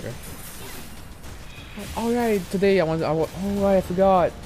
I'm playing 14 today for stream, right? But I was thinking like on my off time I should play more Final Fantasy 6 because I missed one boss in that game. I missed Dead Gaze, which I realized after I finished the game. And apparently that gives me the Behemoth A Spear, which I didn't have. And that it gives me oh sweet. It gives me Behemoth gives like Flare and Meltdown. I think that's it. Pretty cool. And we still won very easily without a Behemoth, so it's like apparently they like just flies around, which is I hate that. Like who here ever enjoy running around the FF7 overworld just to find ultimate weapon so you can get your ultimate weapon, right? Who enjoyed this? I sure did not. I find it very tedious. I didn't like that. But I mean, I don't like it in general, but still, it was like one part just didn't. I didn't do it even. I just the idea of doing it didn't like. Alright, Toad. Toad are nasty in this game. This case. I mean, for the plug, I don't trust this Toad.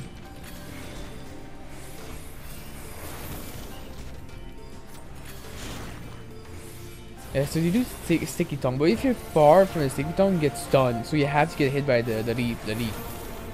The sticky tongue does hurt. So yeah, pain.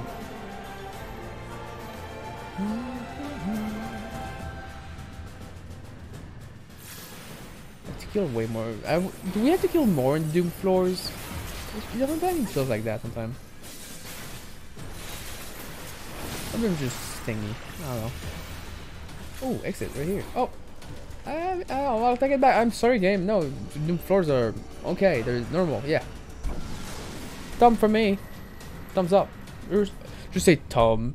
What, thumbs up, down? No, just a thumb. Here's my thumb. You want a thumb? It's like cinnamon, some cigarette sugar, cinnamon, burning oil. A thumb. There is food that we call here in Quebec, witch thumb. It's a sugary maple treat. It looks like, how can I describe it? I mean, if you don't know what a sister thumb is, it's hard to describe what it is. Imagine like, oh, is it sister thumb or Christ's ears? Okay, nice.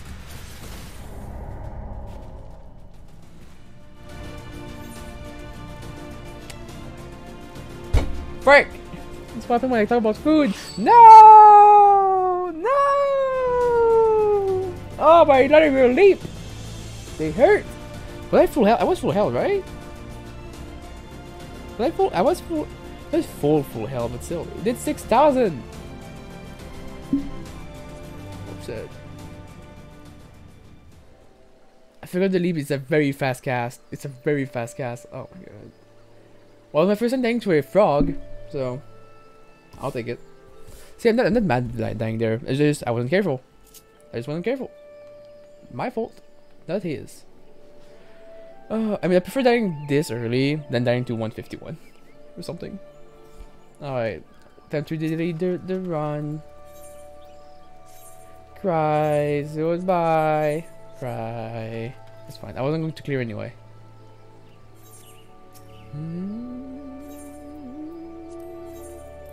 Dang, we have so much there. Yeah. So what do I do now? Because I'm only going to stream for like an hour more. Do I just go back in with a new job, or do we just do like mental roulettes?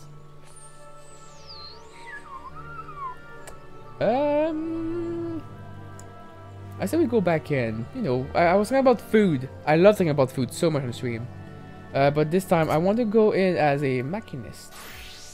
Alright, I have the Omega skin. I said, don't mind the level 80 gear on the level 90. It's normal, I swear. I have no level. I have no range gears. High level.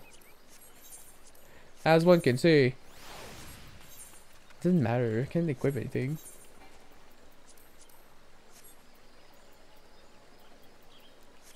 The gun doesn't matter too because it changed in. Well, I'm an Omega female, so yes, I bought it. What about it? It's a great stuff. Let me just change the title of the stream just so that I like to keep count of my attempts. 16, floor 1. We're gonna go mechanist.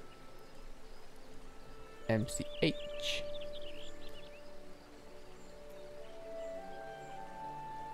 I think the title stream was updated now. There we go. Look at all my robo mounts. I love my robo mounts.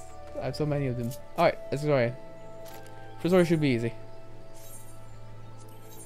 There with a fixed party.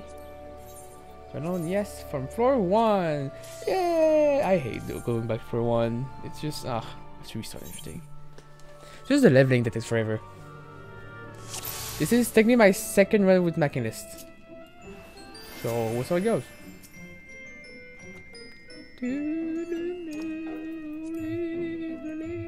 Wait, this is the saw move? Yeah, this is a level 90 move, which I won't use. Bring me this instead. It's fine, don't mind me. Open here. There you go, okay, good. Bye-bye. Bye-bye. So, as I was saying, yes, we have food here called the Christ Hearing. And the best way I can describe it to you, like how it looks, imagine an onion ring. But it's not fried, it's a pastry with maple syrup. Make any sense? No? Well, that's what it is, so. Yeah. I mean, I swear. And there's like sister fingers. And, yeah. Listen, if you've never been to a maple syrup house in Quebec, like, you're missing out. You're missing out. Like, you're missing out. It's like, it's a one-place experience. And then, yes, if you ask, is that where you eat the snow? Yes. Is it good? I mean, it's maple syrup. You just gobble maple syrup, but it's solid. So it really tastes the same as if you just drink it. Which apparently a lot of people think you should drink maple syrup to drink, when it's not. Like, at all. Maple syrup is supposed to be used as a dipping sauce. Like ranch. Apparently ranch should be popular in the south of the US or west after one of these places. But I think it's disgusting. Sorry. Ranch is disgusting. I hate. Plus all my viewers. It's fine. But listen here. If you want maple syrup and snow, it's very easy to do. You can do it at home. If you have snow. If you have snow, you can do it at home. It's simple. You just take snow. You do a ball of snow in any type of bowl. Doesn't matter. It's like it holds the snow. You take your maple syrup. You cook it. You cook your maple syrup until it boils. Like you want boiling maple syrup, right? You want to boil it. Not as high as boiling water, but like you want it to be like hot. Then you go over your snowball and you like do lines of it on your snow. So if you have like a large zone of snow, it's easier to like do lines. Because you don't want to do like a bowl. You want to do a dip. Dip's bad. Bad dip. Because the dip will just the syrup is hot, it will just like go down to the snow and just break everything. You want to do lines, small lines. Then you take any type of tool, like like a stick. Like people only use like a wooden spoon, but you can use also a fork. So okay, if it's metal, you'll taste the metal of the fork, for example, which is not good. Which is why we use wooden. Because the wood doesn't get cold from the snow. So you take a wooden utensil and then put it into the maple syrup that's now cold in the snow, roll it, and there you go. Now you just shut it off your mouth or you can lick it like a lollipop. That's pretty much it. It's just maple syrup on a stick. It's not like special. Does it taste good? I mean, if you like maple syrup, it tastes good. It tastes maple syrups. Maple syrup tastes pretty nice. Ow.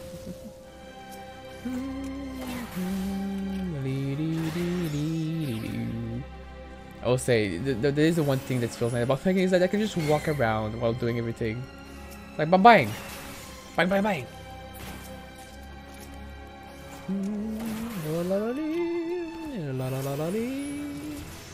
Oh hi goblin, bye. That's my fighting sight. Bam, bam, bang bang. What else? Where else is there in the maple syrup houses? Also, I say maple syrup houses because that's the best way for me to describe it in English. But in French, it will be une cabane à sucre, which is a sugar. Wait, what is cabane in English? Wait, you know what? Let's try to define easily what it is. Oh my god, things just spawned. French. Oh, I'm in cap. To English. Thank you, Google. French will be cabane. So a hut. A sugar hut? Oh, apparently, based off Google, a cabane à sucre is called a sugar shack. But that's a direct translation of the word itself. But, you know, that would be a sugar shack because you eat a crap ton of sugar. The sugar being maple syrup, which is good. That's a good sugar. Good stuff. But yeah, like in a sugar shack, that's his name. You eat literally anything that can be eaten with maple syrup. You don't drink it. I swear again, don't drink maple syrup. You can, but don't do it. It's not the way to enjoy it. I mean, like, I won't complain if you do it. It's like it's weird. It's like, you know, imagine you're Japanese and someone takes you sushi, and you just eat weird the sushi because that's how you're supposed to eat it. It's like same thing for maple syrup for me. It's like that's not how you use maple syrup. You don't fucking drink it, mate. Weirdo. But yeah. So you eat any what they give you, what they do. The first of the place is super comfy because you go there during like winter, spring, during this change. That's why the maple syrup season is. That's when every restaurant in the city start bringing like maple syrup stuff because people are gonna buy that crap, me included. Because yes, that's where maple syrup get out lower slightly in price. That's why people like buy it. It's like the maple syrup. You get massive stocks of syrup for the whole year. Like heck yeah. This stuff is true, genuine, from the city or province. Alright, beautiful. Anyway, you would do normally. What you would eat at a sugar shack will be normally. You'll have a piece of bread, homemade, from the place where I go. The place I'm used to going, normally they have like homemade piece of bread you can just ask on demand because they have massive amount of breads. Like the sugar shack are made. Some are like restaurants. Some are more like you pay in advance. Like they're on a reservation, so you can go there on a reservation and then boom, you can just eat there, and they're like really well served because they're ready for you, and you can get a massive group there because they're ready for you. And what you would eat are a piece of bread as a side. The main dish is not. It's like a buffet, right? It's a buffet. You eat as much as you want or can. Normally, some places are like you buy your stuff and you eat it, and there's maple syrup with it, which is made at that one place. But I think buffet way better because buffet are like you'll have ham, eggs, like omelets. Not like a omelet, like a flat omelet, like a big fluffy omelet, like the cubes of omelet, like the massive cubes ones. Like you'll have a large plate of eggs, mashed potatoes, beans, a lot of beans. There's always the bean joke of the chicken shack. There's beans, milk because milk goes way too good with maple syrups. Some cheese because again maple syrup is a dipping sauce, and cheese and milk product goes gorgeously with maple syrup. Fun fact, we didn't know that. And that's mostly like the main part for the main course. Normally that's mostly what there is. And then what else there is? It's been so long since I've been to one. Normally for like dessert, you have, like I said, the crisis ears, which is like, again, a pastry that looks like an onion ring, but it's weird. I don't like the taste. There's sister fingers. There'll be the main dish. This is a Quebec dish, the pudding chômeur, which is a maple syrup pudding, pretty much. But it's super soft, and the maple syrup is like mixed up with stuff that is not liquid. A liquid pudding chômeur is disgusting. You need the maple syrup to become like thick, like very thick, and it's like it's really hard to describe, but it's like it's so thick, it's not liquid anymore. It's like jelly. It's like jelly. Yeah, it's perfect. It's like jelly. It's like jelly maple syrup kind of. That's the bottom of it. So half the pudding is drenched in pudding maple syrup, and the top half is safe.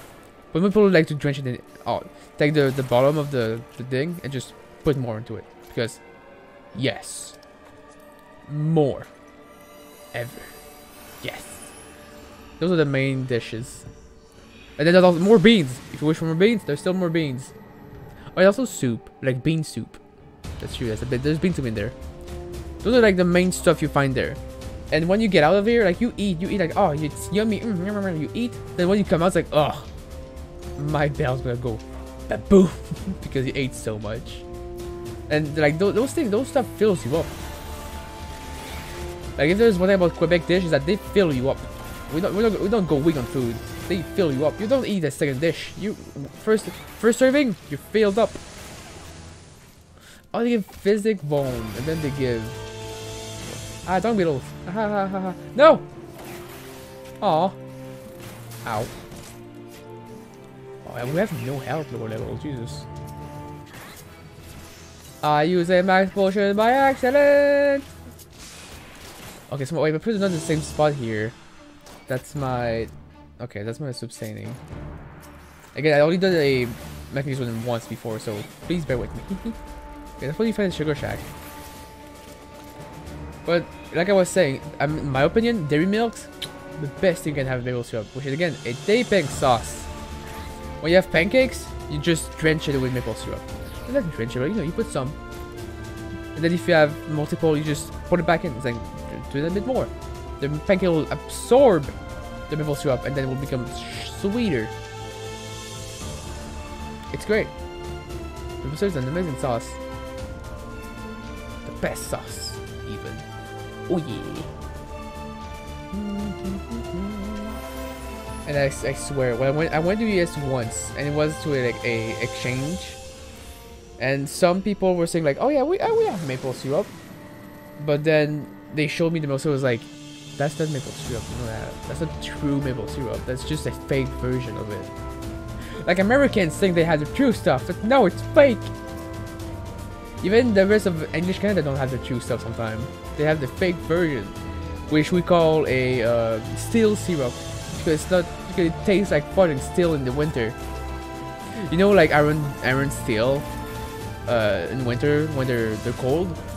You know, the thing, the myth. If you touch it with your tongue, you'll get stuck. But we all know like how it tastes, kind of, right? We all kind of done it once. Like we licked a iron bar of steel during winter. So we call the syrup, the fake one, steel syrup, because it's still like a cold metal bar in winter. Straight up. And it does! But it still tastes, but there's still like the sweet of it, so it's still fine. You can still eat it, but it's not maple syrup, it's steel syrup. It comes from a bar of steel. Oh, I actually never put those two together that we call steel, and it just tastes like it. I never put those two together, I just now did. But it makes sense now. Huh. Wow. It's about my own culture now again. Lovely. Dying fast. Bang!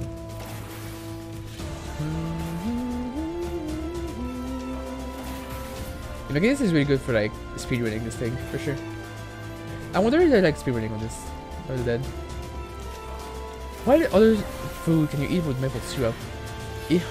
Wait, is there poutine with maple syrup? I actually don't know. Wait, you know what? There's no enemies. You know what? Let me Google that. I'm not sure if is there poutine with maple syrup? I would buy it. Poutine. Poutine in English. Wait, what is this? Pouton. That's not how. No, it's not. If I type poutine in Google, the first thing to call is poutine in English. Poutine in French, poutine pronunciation, Montreal recipe, poutine week, then Vladimir poutine, then the actual food poutine, then poutine age, and poutine Salvatore. Poutine is disgusting. The fries are gross as heck. Anyway, poutine, so that.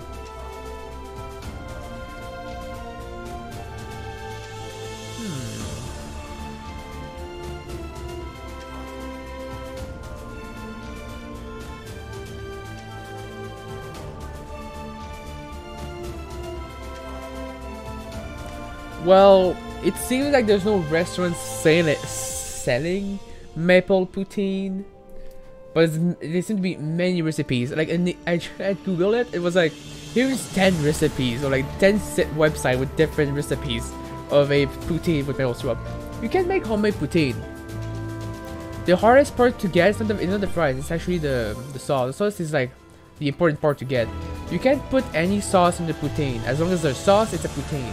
Poutine is fries, cheese, and sauce. It doesn't have to be a gravy sauce. It's just like the default one. You know, that's the most known one.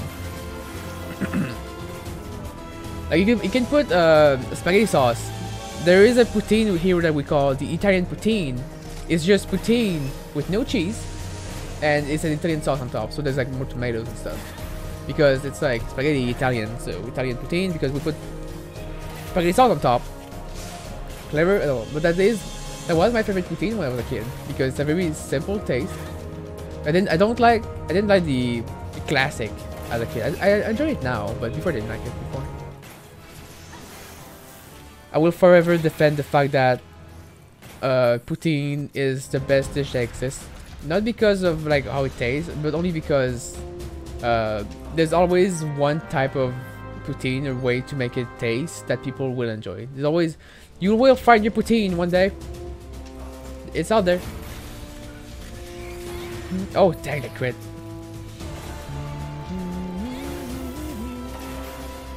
One thing I have to be more careful, like who I aim at, and be more careful because if I could also attack. I think about this.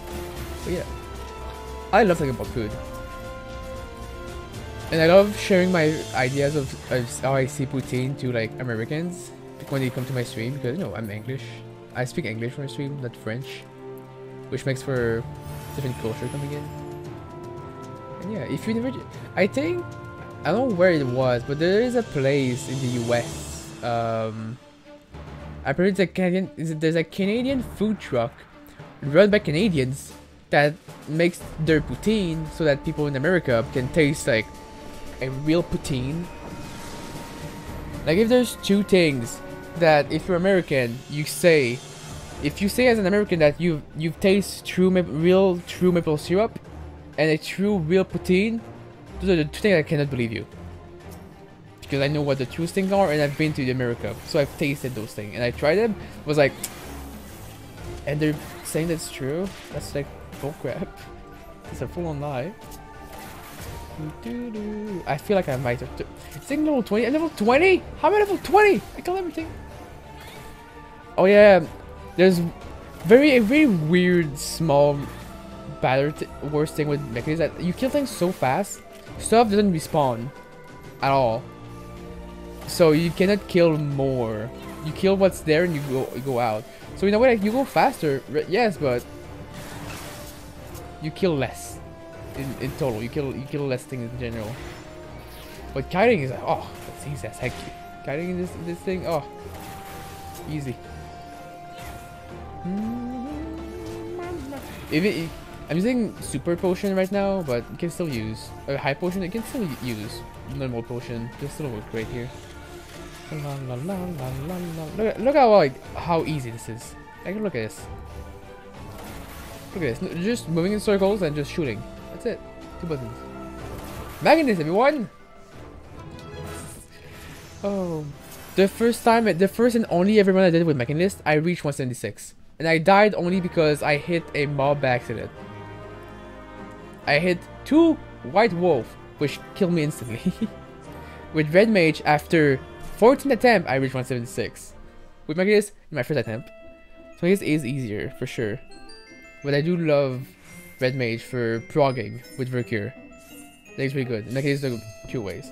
But anyway, yeah. Maple syrup, sugar shacks, poutine. That's like the, if you come to Quebec, like, yeah, go and visit the sites. Yeah, we have amazing forests and great rivers to go and visit. Like so many mountains to go and climb and, you know, enjoy. I cannot deny that. We have many forests. Like there's a place, there's a mountain not far from where I live, like 3 minutes on the road, and there's like 4 pathways for the mountain. One being the hardest because you go to the top, but it's very easy. Like as a kid, you can do it very easily, and the view is great from the top. Like great wind and stuff. There's nothing up there. It's like protect you from like jumping off. So please don't jump off, please. But the great hike. We have great hikes and we have great food. We're welcoming. What could not be loved? We speak French. I guess. We speak English, but not the old ones. Not the old ones. The older people. Like my generation speak English. At least should be speaking English. Because we learn in school, but like my mom never learned English because in our school, in our days, they didn't learn it. The English was not the official language of Canada, and French, like, you know, government stuff, garbage. But now it's official, so for my generation of kids, yeah, we learn English. But I learn English mostly by playing video games. It's really fun. Like, tell me, how do you learn a language? By going to school? Nah, I play Pokemon. That's how I learned. That's how you know, no joke. That's how I played. That's how I learned English. Oh, come on! It's like, you know, I would have my English classes until I'm 12 years old, but I couldn't understand well to a point where, really interestingly, as a kid, so. Just to give context to everything, go back to English. As a kid, at a young age, I was diagnosed as having autism. So during my whole school life, I was seen by the higher ups like, oh, this kid has autism. You should be like under surveillance and be more careful. You know, so like that. Only one autism kid per class, so for like one teacher. So I was looking forward. And there was times where as a kid autism shows very strongly, like very strongly, but during my high school days I was able to fight my autisms in a way that I didn't show. It didn't show. If I tell you that I was diagnosed with autism, which I still have some like itch right here and there that's like shows it, but if you don't know to look for it, yeah, you won't even notice. Impossible. Pretty much possible. I have worked really hard to be very normal as a person. But my way of thinking is always different, so... Oh, I did not... Why is there 2? Oh, it says treasure room. I see... Anyway, I'm autist, right? And I think it shows a lot. Anyway, English. In my 6th grade, which, again, English, American schools are different. Here we have 6 year in the small schools, and we have 5 year in the high school. So anyway, in my 6th year of baby school, I'm 12 years old. We had, every week we had a small test of verbs in French and English, because I was in the course, in the international course, which means I have English classes every day. So once per week we had a little test, to practice the English, and we have like sentence to practice, verbs to understand, and stuff like that. But I never could understand like English. I couldn't like understand it. I could see like these words, but I could never like speak it or understand it correctly. To a point where for the test, no joke, I would have my notes. Well, a test you should not have your notes, so, right? Oh, your chest. But for the test, in the verb test, I had the right to have a book with all the answers. Not joking. And it wasn't like me cheating. The teacher told me I should do this. Right? The teacher told me to do this. I felt, you know, I still felt bad for doing it, but because I couldn't let those people. My note raised a bit up because I was doing horrible as a kid. I was having insane difficulty at understanding.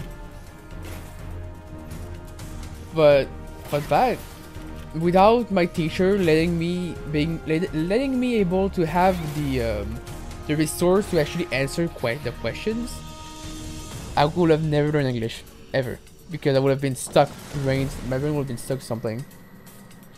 But then I was able to get success. I was able to like pay more attention to like, oh, when they ask this is what I should go for.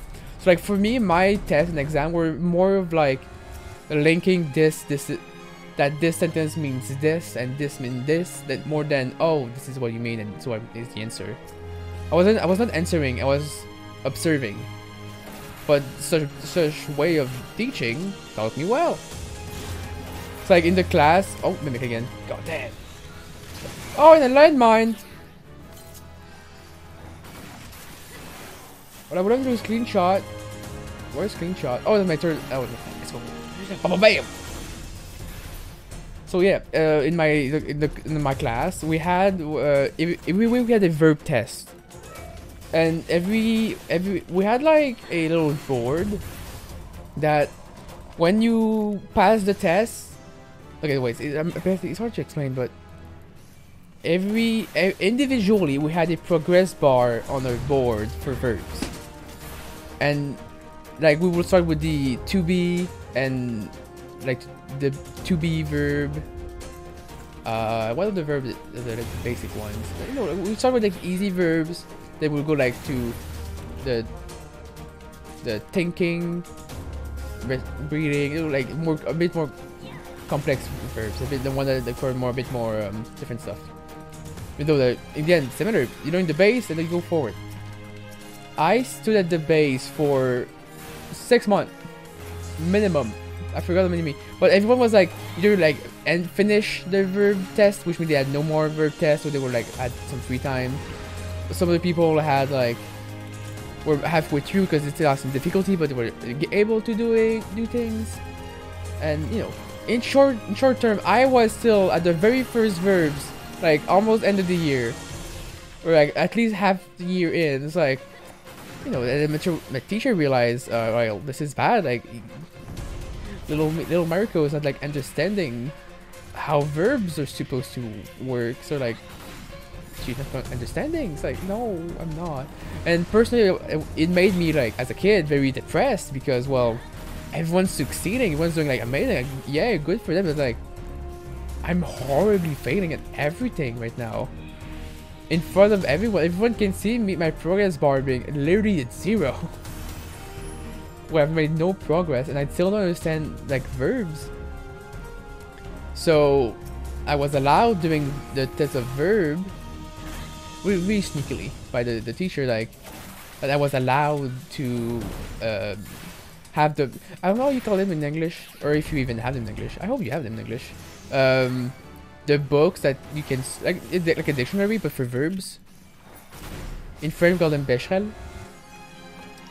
I have a version, sweet.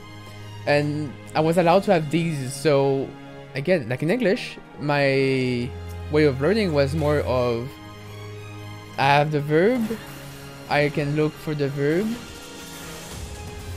and then I can try to like stick together that, oh, this tense is this, but this is how it's written, because you have to write the word correctly or else it didn't count.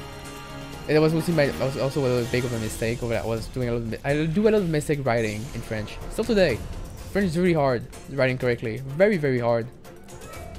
I failed college twice because I could not pass French classes. Because I do French mistake, and you lose 10% on in every class if you do mistakes. Like, you can lose up 10%. So every test I just start at 90. So if I got 80, it's like I got 90. Nailed it. Easy. Anyway. But yeah, so I had a book and I had to search for my answers in the book. Because I don't know how many tenses are in English. I remember in English there's past, there's, you know, future, present. There's like 2 or 3 others. It's like 6 tense, right? There's not that many tense in English verbs, if I remember correctly. Correct me if I'm wrong. But it's like at maximum 8 tenses, right? If less. There's less than 8 tenses in English for verbs, if I recall correctly. Which I've been so long since I've like looked at English tenses of verbs. But in French, there's 1, 2, 3, 4.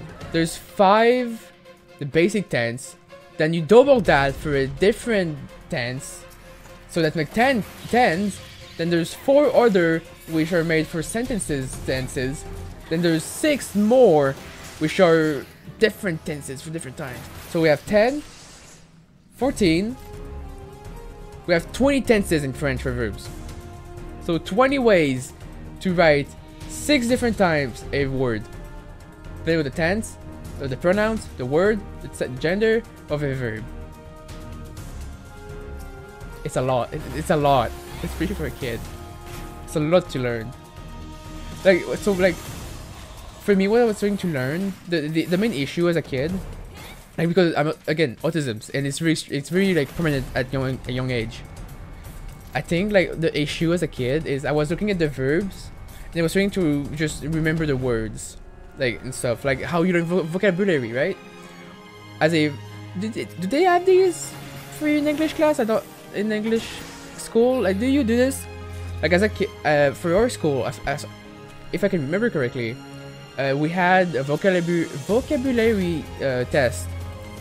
So it's pretty much just like, oh, here's some words, and some of these words are gonna be asked for you to write them, but correctly in a test. You know, I forgot how it works, but you know, something like along those lines.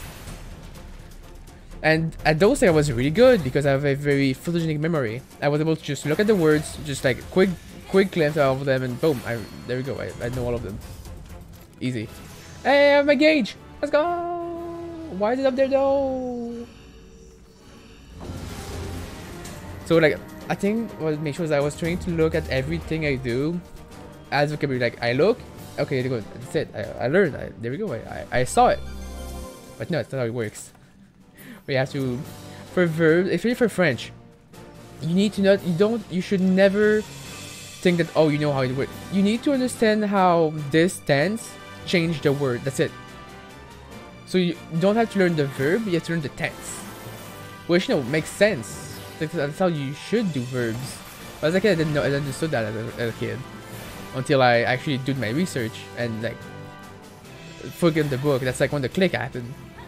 And again, without the teacher back then, which she was a sub-teacher, by the way. She wasn't the actual teacher. She was like an adult in her school of teaching, and she was assigned to our class.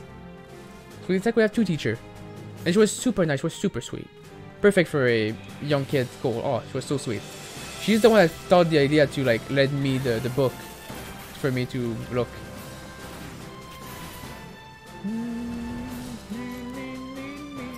And yeah, without her, maybe I would have never understood verbs. Maybe I would have failed my English verb tense when I would have gotten it. Maybe I would have figured it out. I don't know, but I was able to learn faster and better. There's no more mobs. Thank you. So I can do this. Oh wait, alright, that's the word I'm looking at. Well, you get the charge, which boosts your damage, but you don't have the heat blast, which is weird. Weird stuff. Okay, that's how verb worked. Oh, am I doing like an interesting conversation? I don't really know. I just like talking about stuff like this, like how the past worked and now how it changed. Like I still live with autism people. I still know what it is, but it's pretty small for me now. I also technically really hate talking with autism people, just because it's like they act such in weird ways, and for me, even though I am myself one. Don't think that because you're autism, you're fine with autism people. Oh heck no, I hate them. I'm gonna blame them for that? No. But you better know I'm gonna be not nice with them. No, with that, why are you doing this, you moron? as the excuse as I'm also this. So yeah, don't have an excuse. You just didn't work hard enough. I worked so hard in high school to get rid of my autisms. Well, get rid is a big word. You can get rid of a mental issue. I will always be how I am. This makes who I am. As far as in like working, working ways that get around like your weird ways of doing or thinking. Like trying to understand more of the world. Make sense? Like working on your bad habits. That's what I mean, we'll see. Free witching. Well. Oh no, that Peloton! Peloton is great. Okay, that's a Cobra. Cobra is scary because if you're a frog, you're dead. You're dead, sonny. I wasted my Heat Blast. Let's go! Wasting resources! Let's go! What of us? The gold chest somewhere in here. Nope. Oh, it's a witching. Nope. I was looking north. Yeah. If we can, if I would like to talk more about autism. So does anyone have like autism's experiences? Or do you say like, oh, that person was so dumb, autism, was autist or something? Wish that's not true. If I may defend for Big Boys, I'm getting so lucky right now. I love that Big boy. In my humble opinion, as an autism person, I would like to say, I don't know this person, even though I hate saying that. I think autistic people are more intelligent than basic people. No, I don't not calling quote-unquote normal people dumb. No, that's not what I mean. What I mean is that autism people are more like they think different in a way that it's not just point A and B. They question, like for someone autist, like in the general term and very general terming right here, like you'd say that my friend that is autist doesn't do this. It's like it's fine. People of them are all very different and how they do. How I live my life is very different than how someone else lives my life. But in my opinion, every autism people can fight or like can try to learn how the world work and be more quote unquote normal, and stop being like stuck in their bubbles of like how the world works, or like keep pushing their head against the wall. Like if you say someone a normal person like go there, like go to the supermarket, like yeah, go to the supermarket, it's normal, right? If you tell autism people to go to the supermarket, they'll ask you how would I go there. They want more information. They want to know like how to get to point A to point B. You can't just tell me to go there. You need to me like how, right? Because they want to do how you ask me for them, so they want to do like how you want to do it, not how they will do it. Most of the time. That they'll question like I couldn't do this, so I just can't do it. Like they fail a test, I just can't do it. But then someone will tell, like no one normal will tell them, well yeah, you can do it. Study more and you'll be able. But they will be stuck in their head like, no, I can't. I failed. I can't do it. So there is, I think, in my opinion, a lack of either will or like I want to go forward and work towards something as a autism person. I think it's an issue with them, which is why it's gonna be really hard working with them, because they'll do how they think stuff need to be if they're doing anything for themselves. Like we have someone at my workplace right now, like they're new, like they're nice people, like they're working nice and all. They don't mean or anything, so I don't want to talk bad of them. Is that we do assume, because when we're asked, because it's pretty weird to ask, like, are you autism? Like, we don't ask that. It's like, are you mentally ill? It's like, oh, that's like saying like, are you dumb? You don't ask somebody their autism. You either wait for them to say it, or you're like, you try to ask nicely, just to like if there's a problem and you're like something.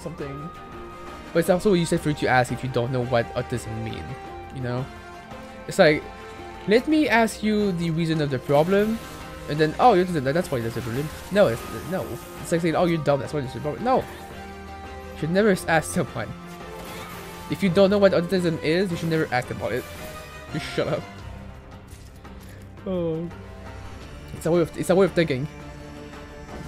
But anyway, with someone at work, and a lot of how he works and thinks is literally like me in my head like, yep, check mark. Yep, that's another thing. Yep, yeah, check mark. Yeah, because I tell him to something to do, and he doesn't just like. He just because you know he's a dishwasher like me. I'm washing the dishes. I'm the best dishwasher you can find in your entire life. By the way, I am amazing. Little brag from me, but yeah, I am pretty amazing. And he's new. He's the first time working in a restaurant. He's all new to like all this and stuff. And he's doing so many mistakes. He's doing so many things that makes like absolute no sense. Like, why would you do this? What the frick? And in a way, like, if it was like, oh, it's his first time working in a restaurant, like, yeah, it's fine, right? But no, what's not fine is because I told him how to do things, and he's not doing how I told him to do it.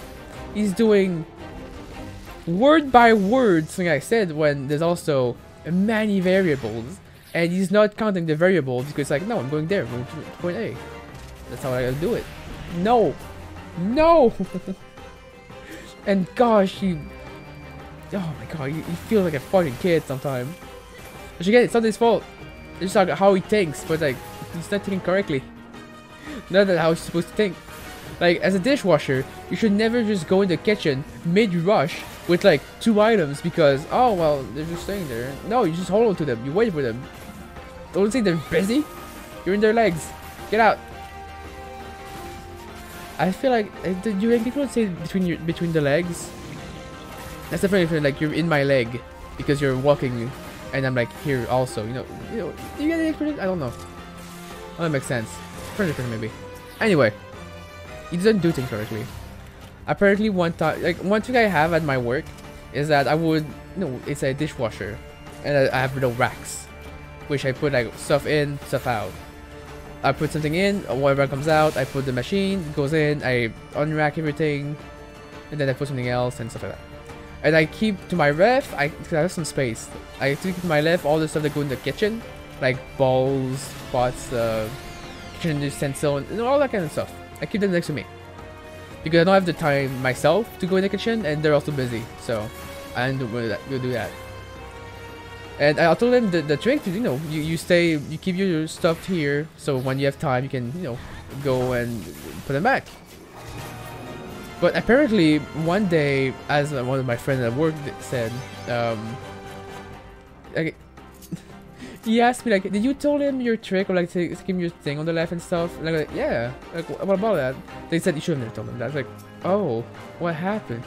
Apparently, he kept quite literally everything into his left. And he had no space to work it whatsoever. I would have loved to smack him in the face at that point.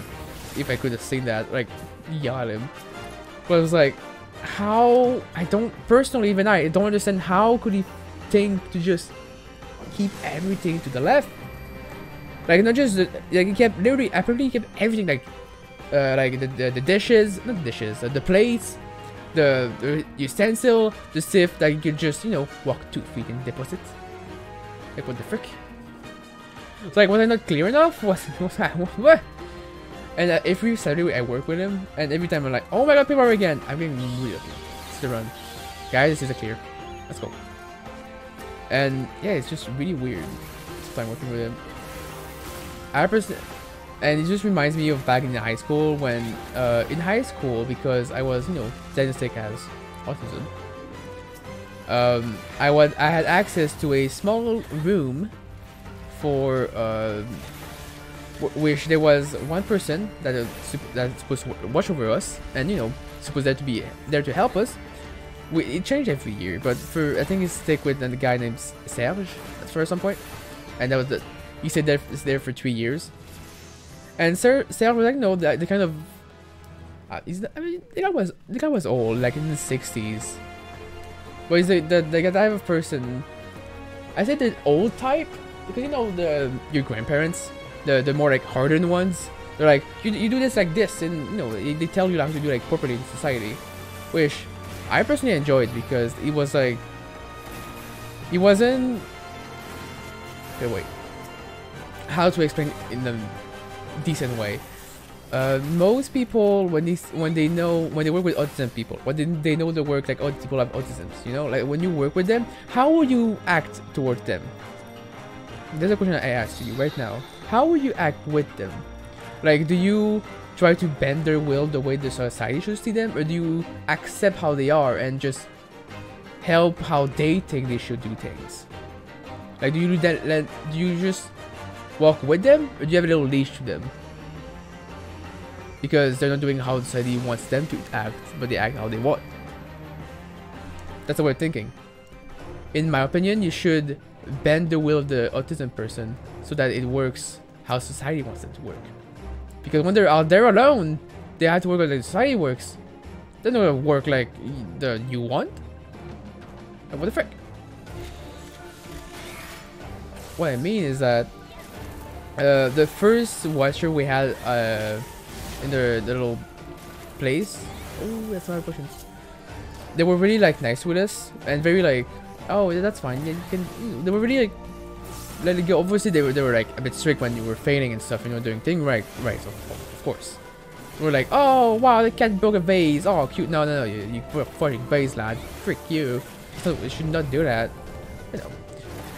But Serge was more like down to earth. Like, yeah, you should. That's how you do it.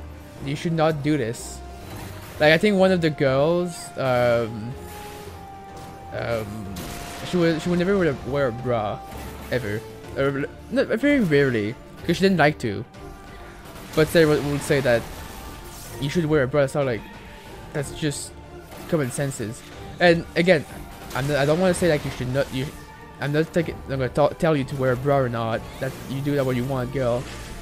I personally think it's better for you to wear one, personally, because I hate seeing them tits. Sorry, but no, it's just no. You look like just a slut, and that's just not nice for your image, I think. Like, listen, okay, that's a whole different subject. But anyway, like I will be very down to earth, and for example, like even he said it, like he didn't hide it. I was his favorite. I was the favorite of Serge by far, because I was the only student that persevered insanely hard to get a better note, catch back on my notes. You know, I worked hard because there was also another kid my age, the same year as me, right? Like you know, same stuff. We're there doing things. I was working really hard to like, and we were both failing. Also, like I failed. I was failing my math classes really high, very badly. And you know, he was also failing really badly. But compared to him, I was working really hard towards improving my notes, like working in a certain thing. I was leaving the little room because I wanted to go out and trying to force myself at being more normal. Trying to get out of this little cage that autism is, you know? I worked out of this. And like the other guy was not. He was like always on he was always on his computer non-stop, and he would only talk about computer stuff that like no one cared. That we had to make him stop talk because like he just start talking about computer stuff and it's like we don't care, or, like tractors and stuff, like farming tools, like we don't care, we're not interested in any of what you're saying, please stop talking. Like I'm sure the guy could like go great in like an internet thing for sure maybe, but god dang. Like everyone agreed that yeah, he's annoying. Even his sister disliked him because of how annoying he is. But anyway, I worked really hard. If I may like a little brag how much I worked, to give an how just like a view of how it was in high school during my 4th year, which again remember there's 5 years of high school for us. So I was 16, 17, and I was in the advanced math classes. So we're doing a harder math stuff than the normal math class. I was only in the advanced math because I was like, well, it's just maths, it's number stuff. I can do maths, right? I can do maths. I think if I had to compare it to English stuff to make sense for you, it would be like AP math, I think you would call it. But like our math, we never learned calculus, whatever calculus is. I saw what calculus is, and we never saw that in my last year and stuff. That's like college stuff for us. Anyway, during my entire advanced math classes, I would be like around.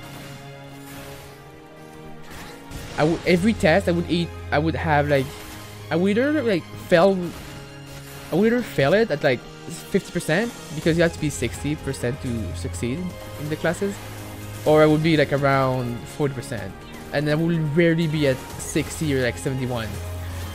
So yeah, like my overall notes during the whole year, toward the end of the year, my notes were around like 50% or 47. Like they were really low. Like it would be like very hard to come back.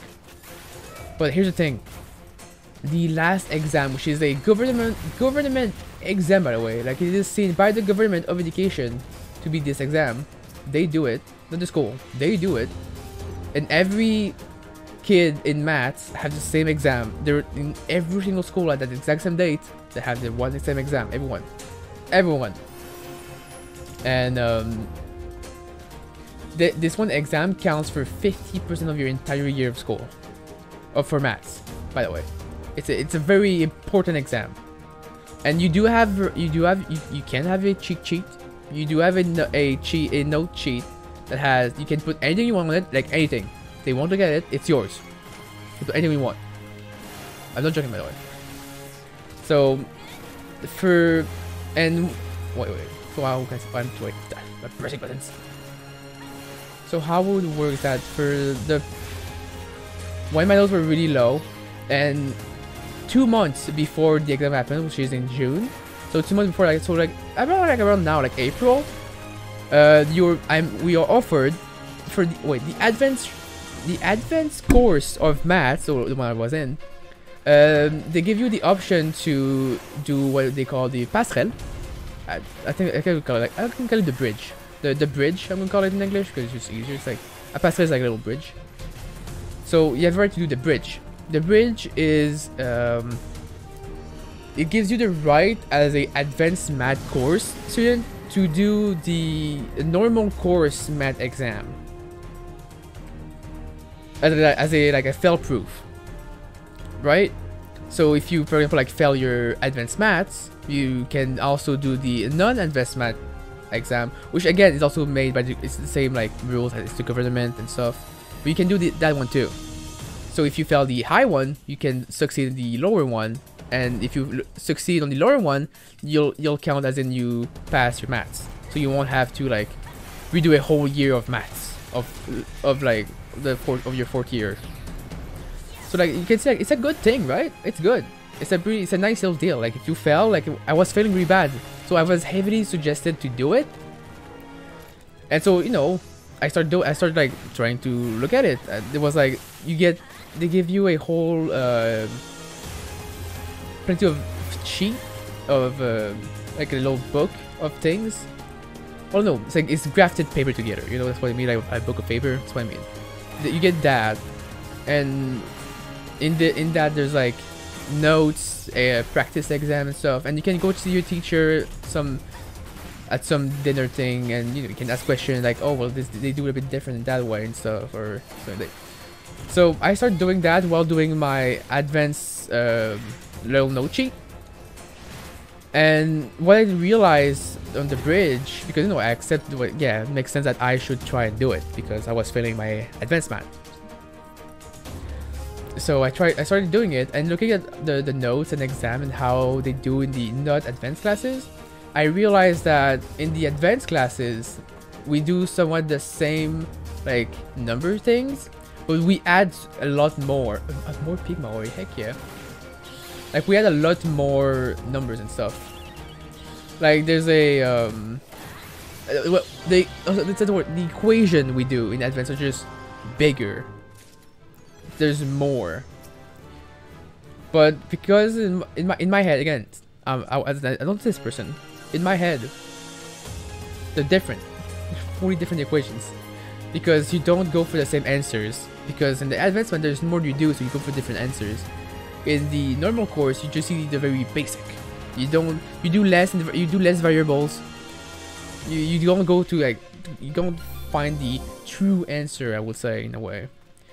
And in my head, like I did like I tried for like a week or two, and I was like going like every time I could, I would go to like to the lunch. You know when the teacher said you can come lunch and ask questions? Like I would go to every possible math stuff. I would go to every single one of them, and like I would try to figure out the bridge equation and stuff, and like try to do things. I had to do a second little cheat sheet for that too. So at some point I was like, well, I'm getting really confused by all the different equation of advanced and the non-advanced, and so I made a decision. Like by myself, no one suggested this. I by my own self decided I would quit the bridge. I would not do the bridge at all because it's too hard for me to do two. Oh, I got the no aggro. It'd be too hard for me to do both for me, and instead I decided to just pull my entire effort and brain at learning and practicing the best of my ability, the advanced course. So now I had 1 month and a half left to do like practice and get ready for the advanced exam for June. And during the entire week, every single week, every chance I had, I would go to a math class during the lunch with a teacher, where I would just sit in class and I would just fill my memo. I would look at every single page one by one of every single notes we have of school. I would like fill them up. I would ask questions like, well, what does this mean if I do like this and this, so I can like write correctly in my cheat sheet so I could understand during my exam. I spent every year, every day of lunchtime doing those things every time. When there was no like math classes I could go to, I would just go to the library and I would do more maths. I would do little because our teacher was very nice, and she was also giving weekly. She was giving like little math practices, like little sheet of practice you could do it just to practice your math, so you know, so they can stay fresh. Which is really good. It's really good for her to do that. She was a super sweet teacher, by the way, super nice person. She would do that so that we could practice our maths, so they stay fresh for when we get to the exam. And if we realize like, oh wait, I forgot how to do this, you can now like think of put in your cheat sheet or ask questions. A super great idea, by the way. So anyway, and I will do all of these. I will do those like all the time. I will only be doing maths for like non-stop. And but then again, remember, I'm in the advanced course. I'm also in the science advanced course and in the English and all the other classes. What about those? Well, French I just ignore because French was pretty easy. I say as I failed twice my French exam in college, but I knew I was able to do French. I would just have to spend more time correcting myself during the words. But I was in French. I was like, I can do French. I can do it. In science, I was like, I would also go to science classes and during lunch, where I would go again, ask question about, well, how is this thing right here, because you didn't have a cheat sheet for science. In the advanced science, you do physics. You learn like some physics basics, and so I had question about some physics questions. I really like the physics, the base of it. I really like it because it was like a little puzzle when you have to transform one atom into something different because it adds something change on it. I liked it personally. I loved it. A little mini game. That's not physics. That's chimic physics. Oh god, the words that I can do. Oh, hi Mentor. Anyway. So like there is some afternoon, during some lunchtime, I would sometimes go to, not often, I think one or twice, I went to 3 different classes during lunch. Just so, oh, that's a rare enemy. Ooh, look at you. I don't know for too. I would go to 3 different classes to ask different questions to different teachers for different classes. all in one lunchtime. And then I would just end it and sit at the math one because it's worse than mostly. So I worked really hard. And for if you just want the ending, if you're here for like forever me talking, Yes, I did at the end pass my exam. I passed my math exam at 71%, which was enough for me to pass my class. Because again, like I said, it's worth 50% of your year. I was at 40, with 71, I went back to at least 60. So, because again, my teacher was amazing. She was so lovely and a great teacher. She literally, like, she's the only teacher that did this, by the way, in her whole school. She took the exam, like, she's the one getting all their exam, and she's the one like correcting them. She takes her own time for her own students, us, that she took the exam, and you could come and see her. And obviously, she couldn't give us the sheet back because that's illegal, because the government sheets, so the school sheets, so you can't just give them back. But she has like, she corrected all of it already, and in the afternoon you could go see her. She was like waiting in the middle. I don't know how to explain how the school was set up, but you could go see her. She was like, I'll be there in school, and you come. Oh my god, more pig boy! Oh, you little pig! You protect the pig boy! Run! Oh my god! Get down, pig boy! Anyway, come on, can you clip that? It's going to spawn as I shoot. So we could go see her. It's for the school. It was not like, oh, come see me in the dark alley of school. No, it's like, she was already like in the middle of the school. Everyone could see her, and she was really easy to spot. So, but like, we could go see her, and she would give us our result, how much we did. And so I went to see her, and you know, me very stressed because I worked really hard for all this. I go see her, and she's like, I'm got like 71 or 72. I got 70s, which if you do the maths, I was like, I passed, and I was so happy. She had like, a huge smile on her face, like, congrats, like all my efforts paid off. And I was like, I was so happy that day. Oh my god, when your effort just gets like good together. And again, other teacher also knew that, oh, little Mariko, yeah, she's going like from classes to classes, asking questions because she's having difficulty. So she's pushing really hard to succeed. And that was like so, oh no, intuition. That was so much noticed by everyone, because obviously like Serge, the one looking after us, he knew that with me, like I had to tell him like, Serge, I won't be there because I'm going like here and there. I wasn't even there, the little cube anymore, because I was out there asking questions and going for help because I want to succeed. I was persevering. There he is. And so I even got at the end of the year, well, not the end of the year, but at some point, I forgot for what it is exactly. I don't even know myself. There is a little ceremony for every. It's every high school. They give little titles. One is for the one that has like the best score, like the one that did the best. You know, like the best couldn't kill. They got in front of a fighting stage, and it was like, slap that bat on you. Best kid, best notes, gorgeous. You know, the kid that had like 98, 99 and everything and 100%. That kid. And I was also on the ceremony because there is a not an achievement, but there's a I got something because I persevered, because it was like for the student that worked the hardest, and I was seen as the kid that worked the hardest. I work insanely hard to get out of the dump. Obviously, I'm not the kid. I was not the teenager with like, oh, the hardest difficulty. I'm probably not the student that did the biggest comeback of notes. As mentioned, like apparently there was other like students that also got like from nothing to like did very good, but they didn't work like as hard. Like the teacher and the school association stuff knew that Mariko did at least a lot of work, that they had no free time at school whatsoever. They would just ask questions, they would go out and help, they would have 3 meetings so that they could get what they want.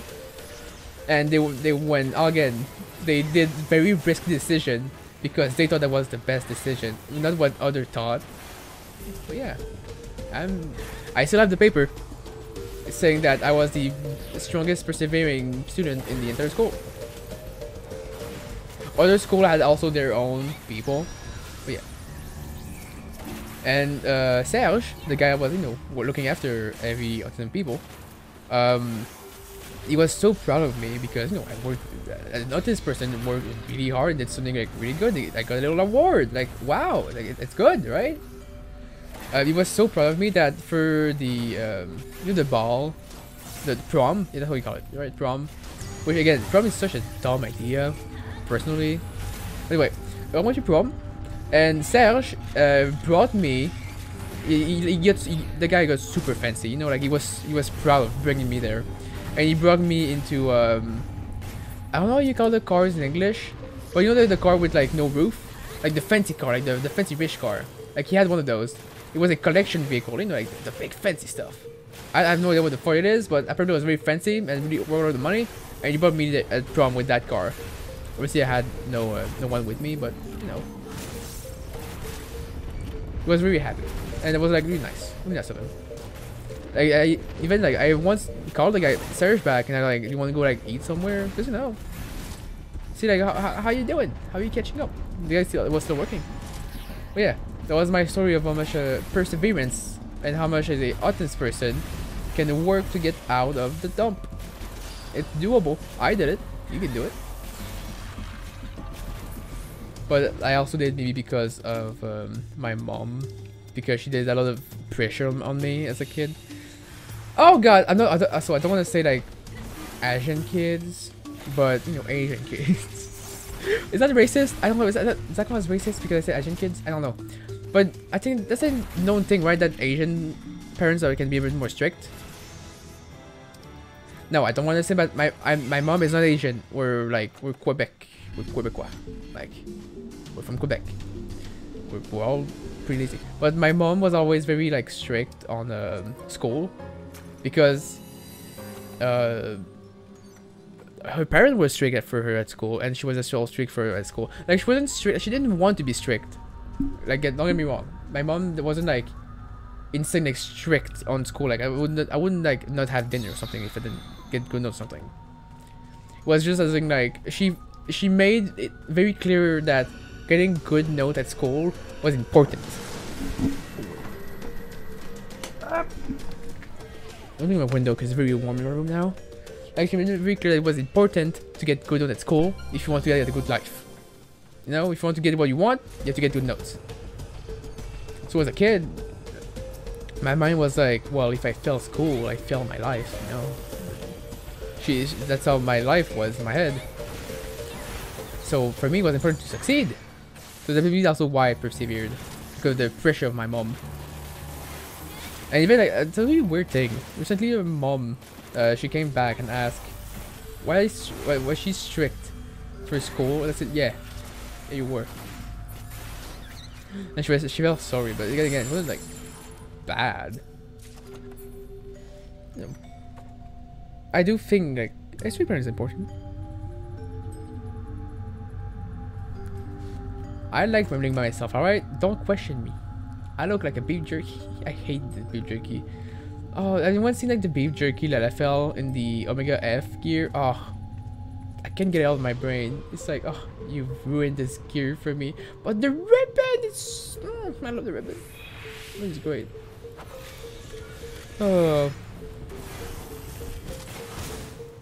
Lily.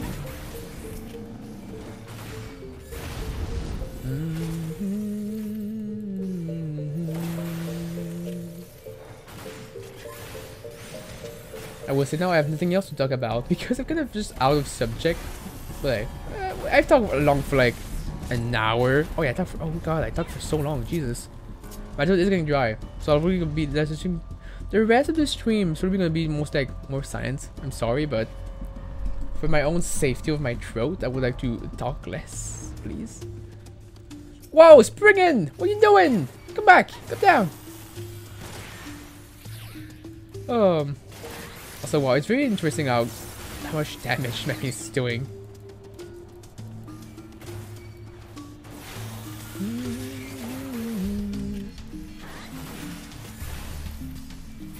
It's really weird to me how in raid Mech does less damage. Mech stuff like doing like decent damage. I think about my own life. I just noticed I really need to go pee. I just now realized. Oh god, I stopped talking. I'm like, oh well, remember that pee you wanted to get? I have to go now. Crying. This was a room with a trap of silence. It will be fine. There's nothing here. Come here, Centaur. Oh, I remember what I hate about the mechanism is the heat blast combos where you switch between Ricochet and Gust round. Because if I often Ricochet and like I hit 2 mobs and I get aggro by them too. Because I pull the DOE. But again, it was my first mechanism run. I know mistakes and stuff I need to be careful of as a ranged DPS now.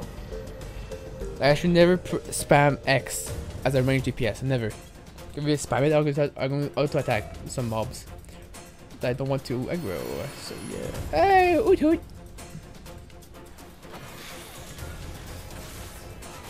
I look like killing before the ship. I mean, I killed him before he hit me, I'm sure. No, he hit me. Okay, never mind. Almost perfect. If I had my turret, that would have worked.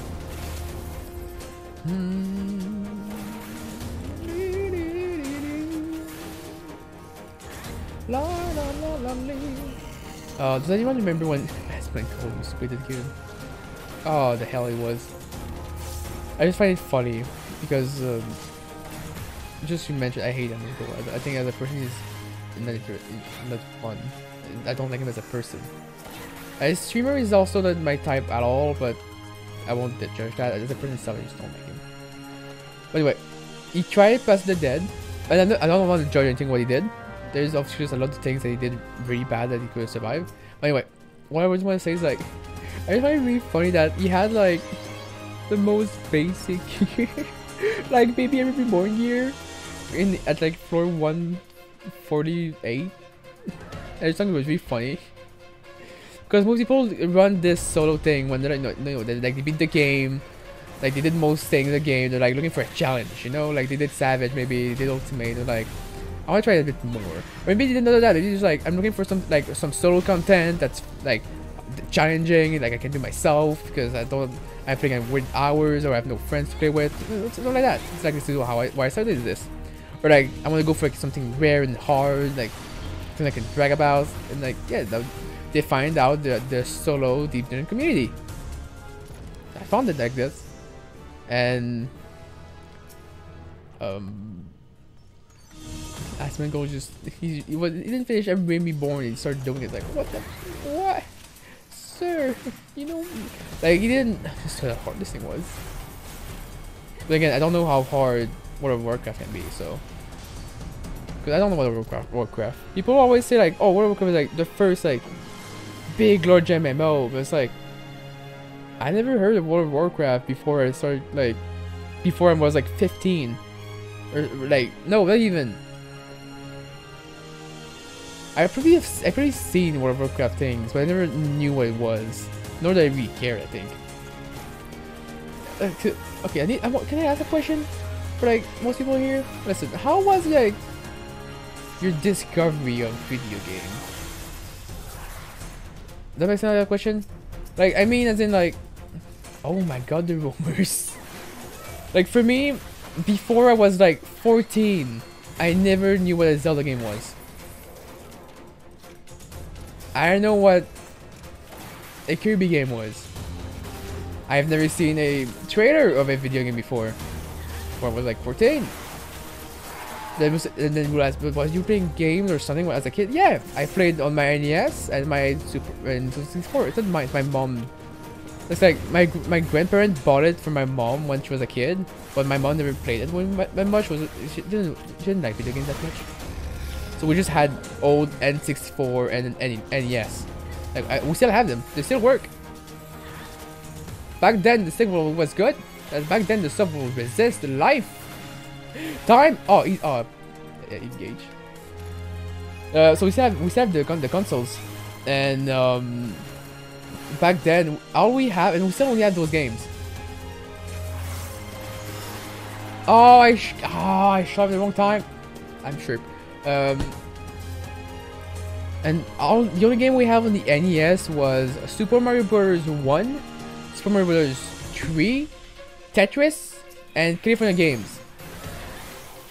Like, you know, like that's the only game I have. And for the N64 we had Mario Party, Mario Golf, and Mario Kart. That's it. That's it.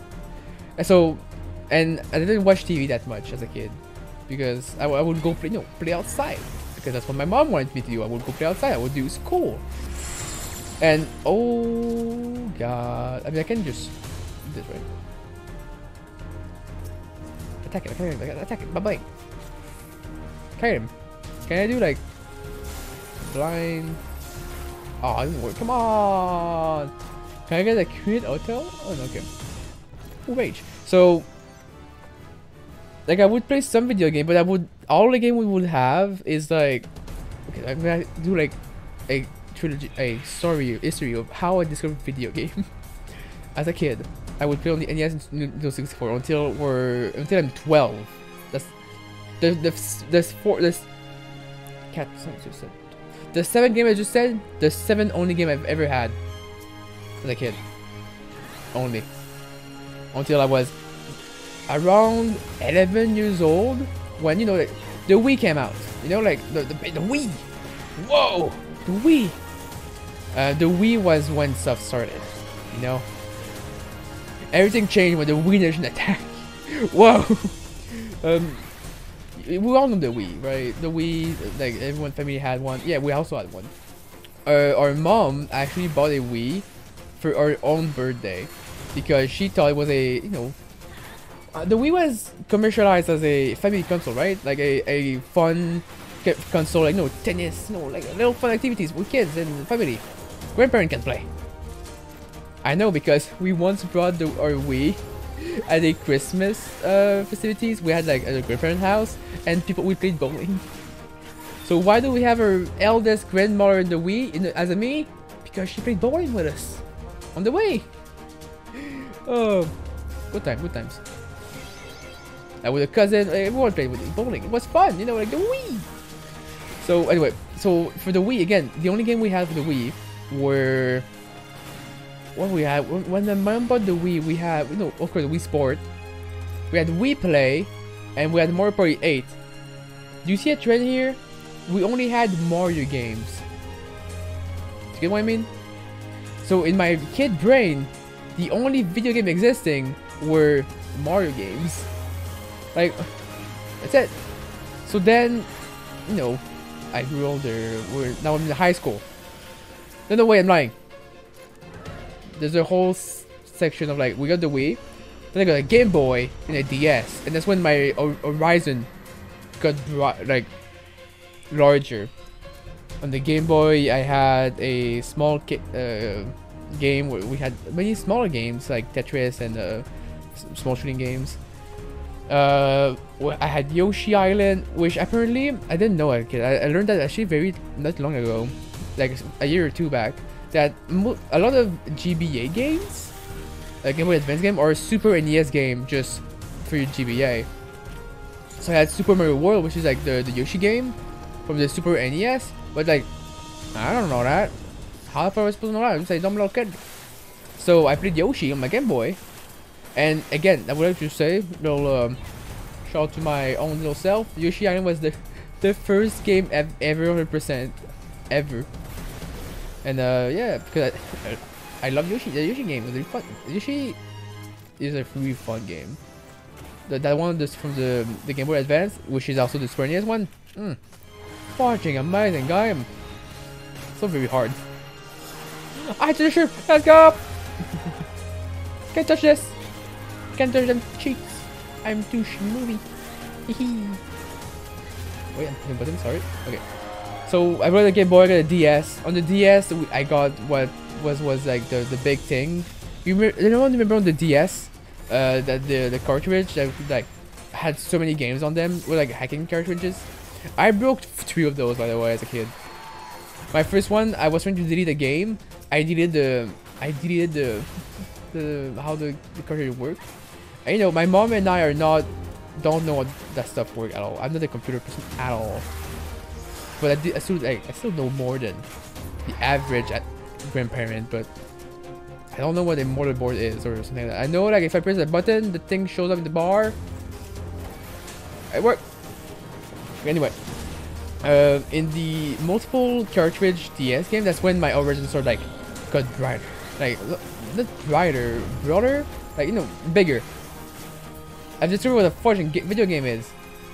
So in there was Sonic, there was a game with dinosaur, which they fight by playing rock paper scissors. The music was a banger if I remember. Fun game, fun DS game. I have no clue anyone can tell me the name of the game. It was like you play. Oh yeah, I discovered Pokemon. I played Pokemon Ranger.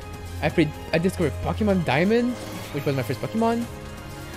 Which I remember again. The only game I knew back then were Mario games. I only know about Mario. I don't know what Pokemon was. Do you know how bad it was? Also, yeah. Oh, the memories of a kid. Oh, they're coming back. Whoa. Like, what else?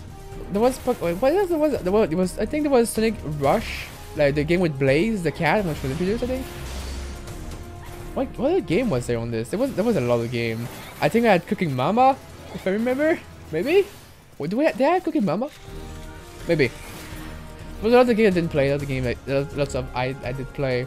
Yeah. I think I mostly played Pokemon Diamond, which was in French, because it was Diamant and not Diamond.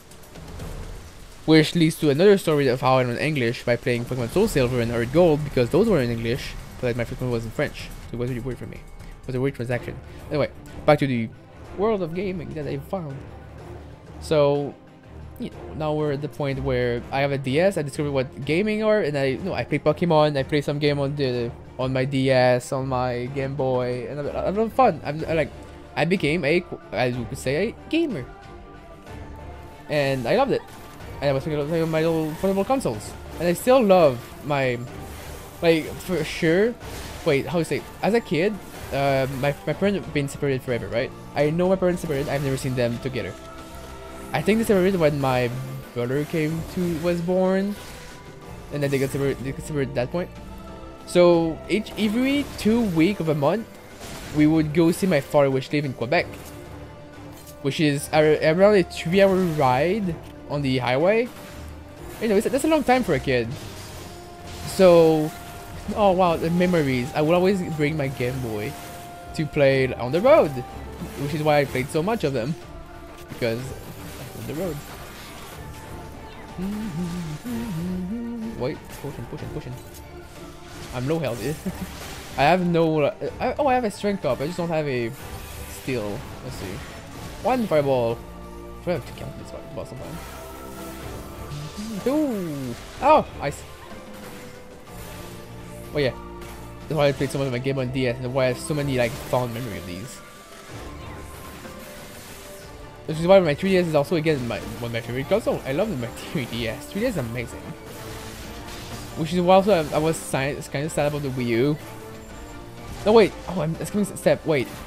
Does anyone remember Super Smash Bros. Brawl, right? That game? You know all the trophies in that game? So I went to a friend kid party, you know. We went bowling and then we went to his house and we played Smash Bros. Brawl, which is a game I didn't know about. I didn't know what the game was. And we played. I played at midnight because back then I was playing a lot of Kirby games on my Game Boy and DS, and I was loving the crap out of it. Kirby is still my favorite game character ever.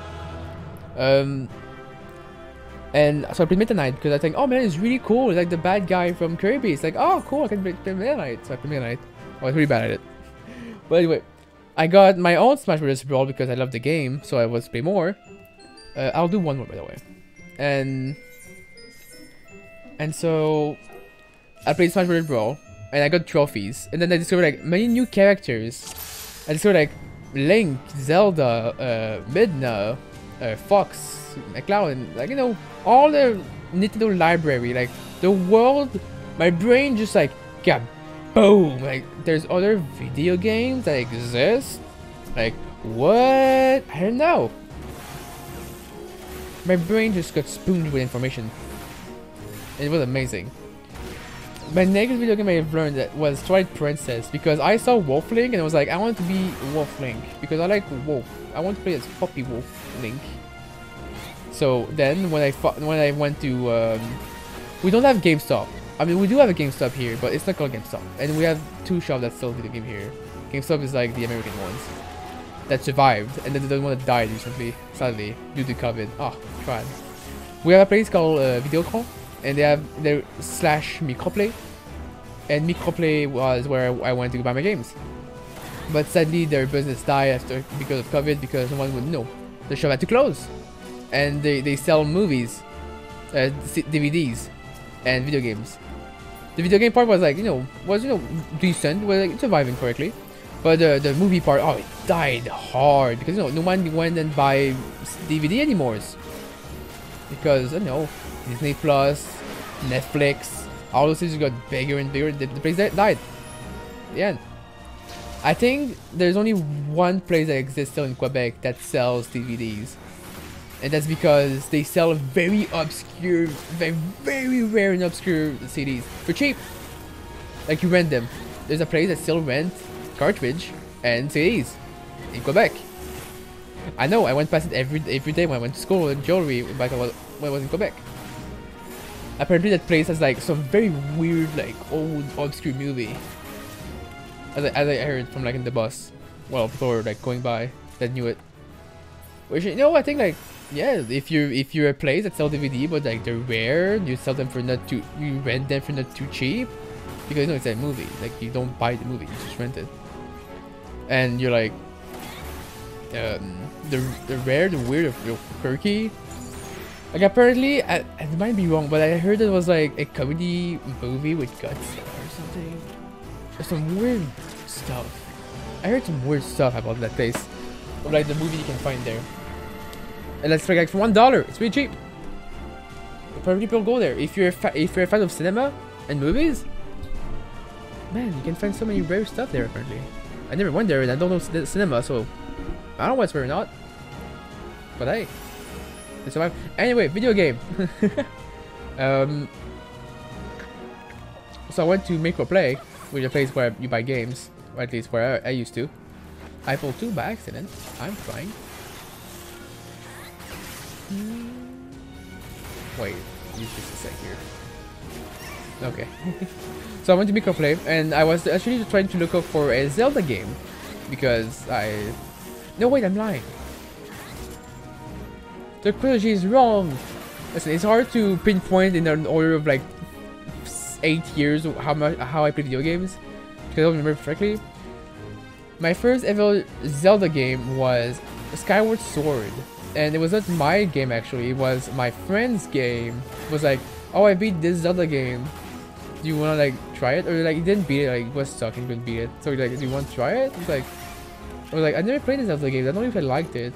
Like, so he was like, well, you can have it, then you'll try it, and if you like it, you won't like it. It's like, yeah, okay. So we want, it was a friend where we was like exchange our video games. And, as a kid, we don't have like much money. Our parents, listen, can I just say, kids that say like, I didn't get my rent from my parents, like, you have money? Your parents gives you money? Why? It's always weird. The only time a kid gets money in my head is Christmas and then birthday, and when you lose a teeth. That's it. The end. There's no other way for you to get money as a kid. You can work, but that's illegal. So nah. I had to do the baby dog eye, baby eye for my mom to buy a game, or find some really nice excuses, like it's a new Mario Party, mom. It's a really fun family game that I'm sure like we all love. Yeah, it's a Wii party. We all gonna love this. I use Ricochet again. I have to learn to use Ricochet. Also, you could say like, oh, that's really cheap of you, like sneaky of you. But I'll say I still buy party games for the family with my own money, because I feel like, oh, we're all gonna love this. Like I bought Mario Kart when Mario Kart Deluxe came on Switch. I bought it instantly. Why? Because family. Mario Party, I buy that stuff like immediately. Why? Because I love Mario Party, of course. I love Mario Party. But I buy it mostly because it's a really fun game that we love playing in family.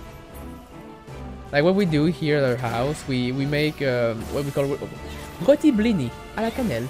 So it's like a little cinnamon bun kind of thing. How's it explain? We take a piece of bread. No, there's no piece of bread. We put Philadelphia cheese melted with butter and some other recipe stuff in there. We sploosh that on the piece of bread and we flatten. Okay. I'm so out of order when I explain things. So the ingredients are simple. It's bread, some mixture of Philadelphia cheese, or any like smooth cheese, like creamy cheese, with butter, eggs, and you mix it all up together to make like a nice little cream, you know? Kind of how the goal you're looking for. A cream cheese, kind of. And you have butter and sugar, cinnamon mixed up together. So you take your bread, you flat it to make it very like flat. You cheese it up with a cream. Then you cut it in three, or put butter in it, cut it in three. You cover it all over with butter. Then you roll the little 3 pieces, one by one, in cinnamon and sugar, which are mixed together. Which if you never had cinnamon and sugar together, oh, you're missing out, my guy. I'm sorry, but you're missing out. It's really good. It goes well on many things. You mix it together, and you do many of these, and then you put it in the oven for like 12 minutes. Max 14 minutes if you're have a weak oven. Because if you do it more, there'll be the tip of the bread will be burned, which you don't want that. If you want not too much, so they stay soft. Or you can eat them raw. You can eat them cold, like not heat. It tastes great too. You just take like a sandwich with cheese in it. Well, I like it. I like it cold too. I ate some. I stole some sometime. Shh. We don't need to tell that to anyone else. But yeah, so we do that little recipe, and we just then we have a large bowl of those little roti blini. And so we're like, well, what we're gonna do is we don't watch movie. We sit together, we boot up Mario Party or any like party game, and we play. We play Wii Party, Wii Party U. We don't play Mario Kart because we have to actually move. Like Mario Party is the best game. Like you just roll a dice and you stop eating for the mini game, and then while people start, you eat your things, and that's all we do. And we still do that to this day. We do it less now, but as younger we would do often. Play Mario Party 8, Mario Party, like so any party games I could find, I would always be glad to introduce them to family because we have fun doing these. We sometimes play board games, but we don't do more board games because we're scared to dirt all the board game, the cards and stuff. I said we play with Oh my god, are you serious?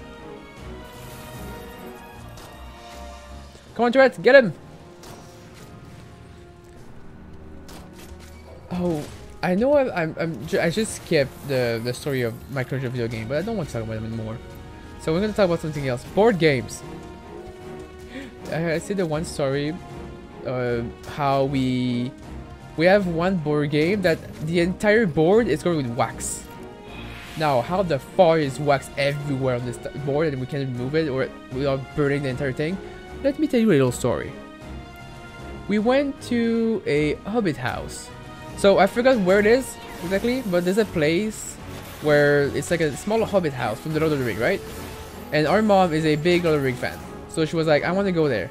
So she booked us a place, like a reservation of a week, and we went and lived there in the small hobbit house for like a few days. It wasn't a full week.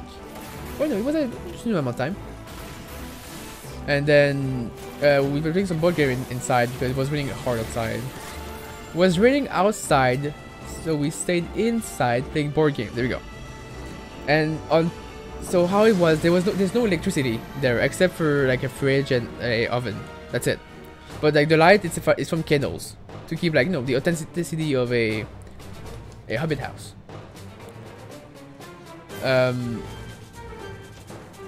So we're playing board games, and I don't remember really how things happened, right?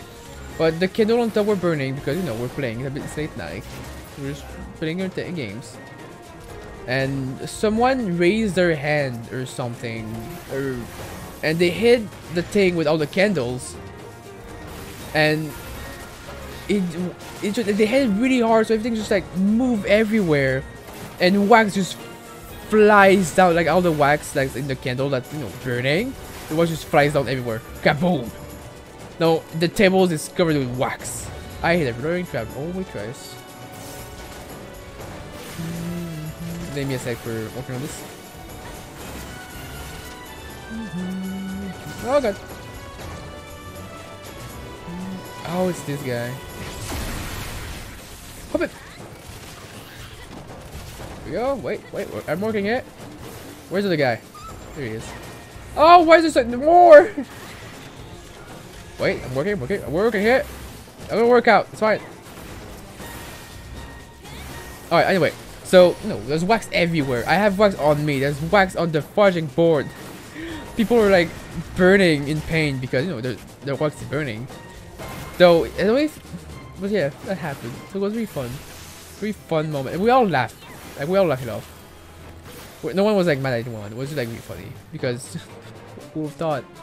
And we started being more careful about it, obviously. But random fact, you know the cinnamon challenge? Yeah, that thing sucks. Dangerous. Have you ever tried to put burning wax? You take a candle, the wax is like all liquid. Just drop it on yourself. Anyone ever try that? Because I have. It's not that bad. It should be funny. Because the wax is cold very fast. Am I crazy for doing this? I don't know. I swear I'm not a masochist. I hate pain. But I pain myself a lot. Wait, I think everything I just said. I swear I'm normal. I swear, if you put the wax on you, like it's funny. It's weird. Weird textures.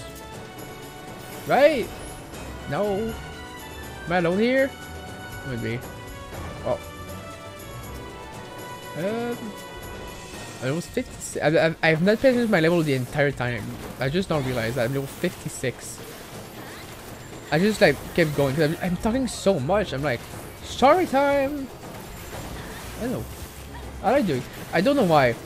POTD does this to me. Like I'm in POTD. I'm doing like little levels. I'm like, here's like story from my life. Why? I don't know. It just came out. Just happens to happen. I guess because it's so boring and there's so like nothing happening. It's like I'm talking myself often, yes, but it's fine. If anyone's enjoying like me talking, it's like good for them. I enjoy sharing a story with myself or ask questions of like about food.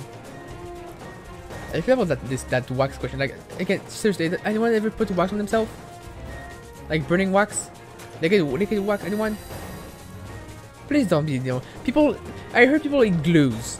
Eat glue. Like there must be people that try to put wax on themselves, right? Some kids somewhere. Not just me, right? Come on. Are you back up here? Please? Come on. Please? Oh, Dak. Oh boy. No! No, I'm patient. I always forget to nut. I always say AoE because I'm like AoE, right? This is time to AoE. Panic also.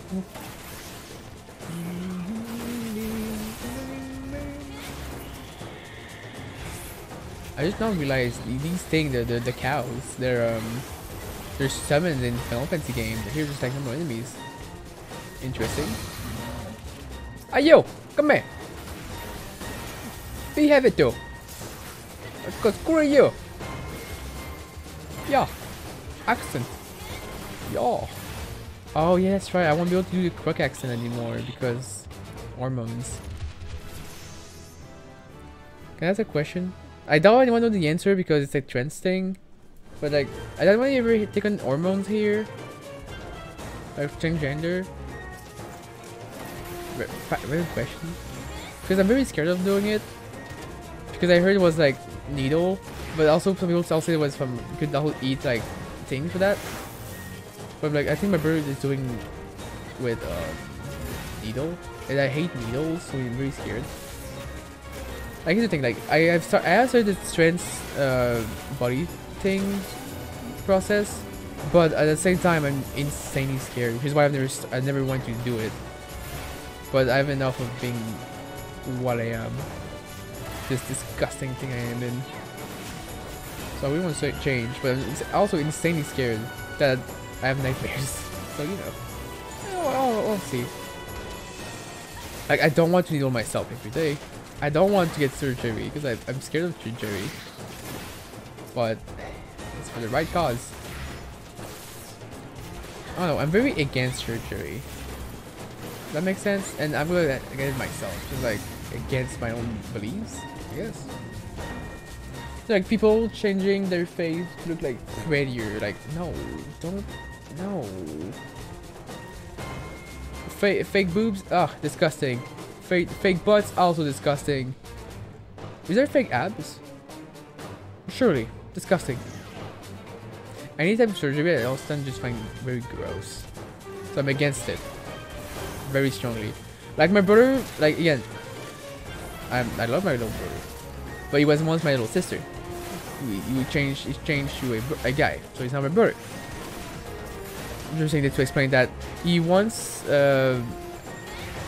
he was maybe thinking to change. I think he still have a vagina. I think I'm not gonna ask. It's really weird to ask, but I think he still have one. And because he wanted one time, he was thinking like, would I want to get a penis, right? And I was fine with like him like removing his breasts and all that. He removed his uterus, which, you know, yeah, good for you. But him getting a penis was like the one time he said, I was like, I'm not sure. I'm not sure if I'll be okay with you getting a penis. Not because I don't want to be like fully guy, right? Like I don't care of him like having a dick. It's fine. It's him. It's just I'm too worried that it could bring problem because he has, you know, born in a female body. That is what he could maybe mistake like a dick. Same thing for myself. I want to remove my dick because I hate that thing so much. It's gross too. I hate it so much. I've only hated that thing. And apparently there's no surgery to remove it and just leave it like nothing. You have to either have a vagina, like so, because you need something to pee. Like it makes sense, right? Yeah, I need something to pee. So it's like remove the thing, but I have to replace it with a V. So I'm very against it, but it's like I see no other ways because oh my god, I hate the pee so bad. It's so disgusting. It makes I can't take showers. Like that's that bad it is. I cannot look at myself in the mirror, especially not naked. It's so gross. And it's also why I hate any type of dick joke so passionately, because it's just like it's so disgusting. How can you laugh at something so gross? It's just gross. I got drill! I'm powerful now! I'm Trio! I think I get it level 60. I completely forgot.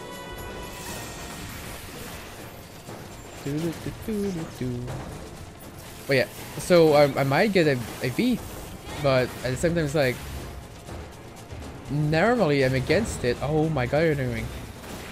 Was one sneaky luring, you prick!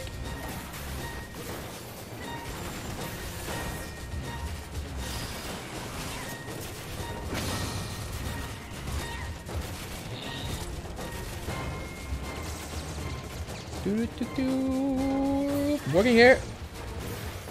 Wait, quit grill. Kill him. Hop a boom. Oh dang yeah, love that drill. Anyway, yeah. I'm very scared of surgery. I'm insanely scared. When my brother removed his breast, how they do it, if I remember, again, I didn't look or didn't want to think about it, but how it worked, like they cut below the boobs to remove what's like making the boobs, which I have no idea. I don't want to ask. Right? So that's how they do it. So my brother has massive like lines under is I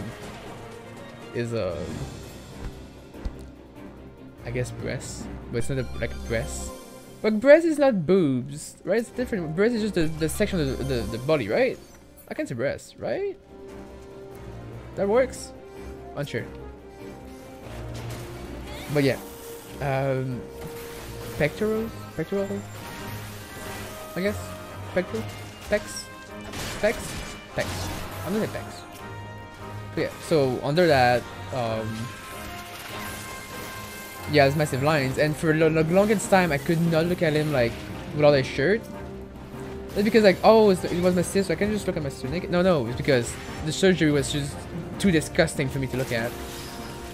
But since I might myself get surgery, it's like, how am I supposed to get surgery and be able to look at myself ever? When just the idea of me getting it makes me fall like in coma. It's like, ugh. Like by far what scares me most, which is why I want to talk about my doctor, because that is what scares me the most. Like, I'm not like scared of being like, I'm scared of like being paid. Like, I'm just like, you know, over exaggerated type of scares and panic, because I just don't know what it is. I've never got surgery before. I hate hospitals. My passion, because it scares me. Dang that drill.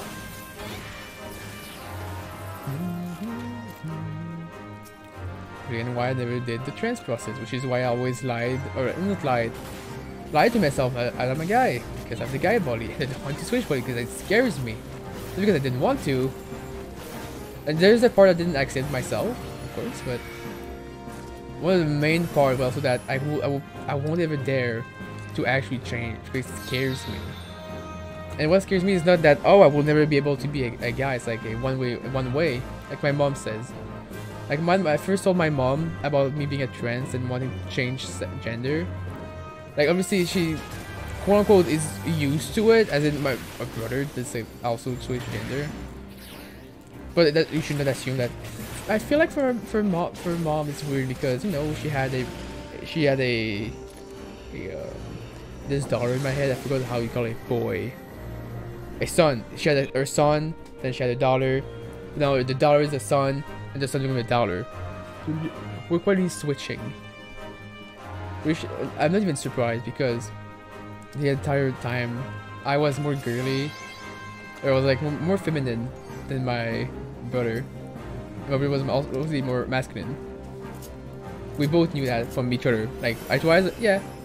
Like when my brother told me that he was trans and he was going to change gender, I was like, yeah, that makes sense.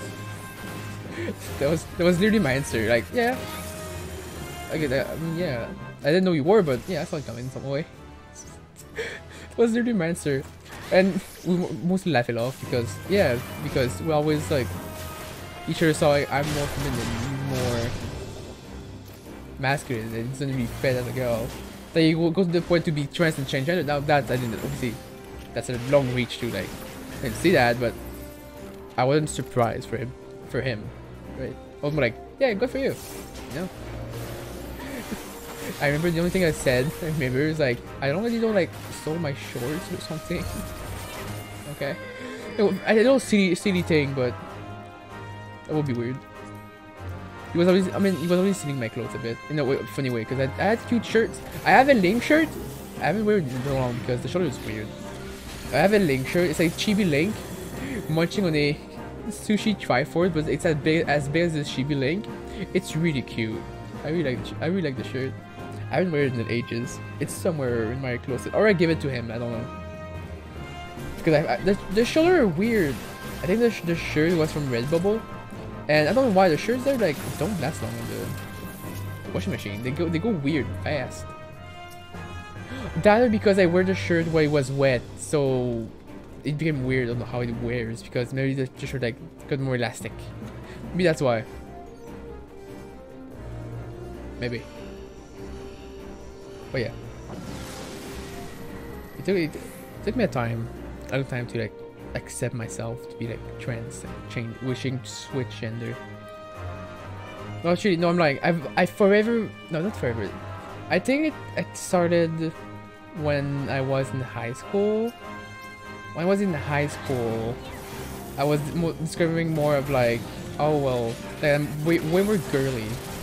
Like I'm not a guy because you know, when you're a kid, you don't think about too many things stuff, you know, just live your life, do school stuff, be friends, have fun, you know, you're a kid having fun. But in high school, obviously there was more guys. I mean, no, teenagers, puberty and stuff. Guys were happening, girls were happening, and I started noticing more of a difference of like, yeah, I don't fit well, and I don't feel comfortable being a guy at all. I hate being me, I guess, no? What I am.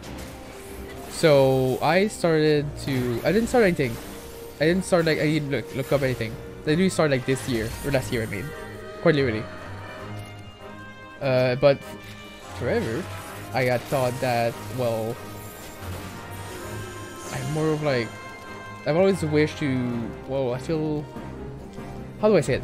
I've always wished that I was just born as a girl, because I just fit better as one, because I hate being a male. I feel uncomfortable. This doesn't feel right. I just hate it. I hate my body to begin with. The more my body grew as a teenager, the more I hated it. I'm not level 60.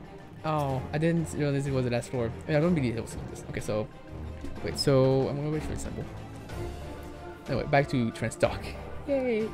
So I always wished to be a girl, but every time I would think about like, well, what if I change gender? Because I didn't know about like trans or gays, or I didn't know about anything of that. I learned about those when I was actually like 20s or like 18, like way later, when my birth switched is mostly when I learned about them. Before then I didn't know much about it. So I think like, what if I change gender? What if I just become a girl? Like without thinking at all of the process, at all. No, don't think about the process. Just like, what if I was just a girl? Right? That was my main thought. What if I was just a girl?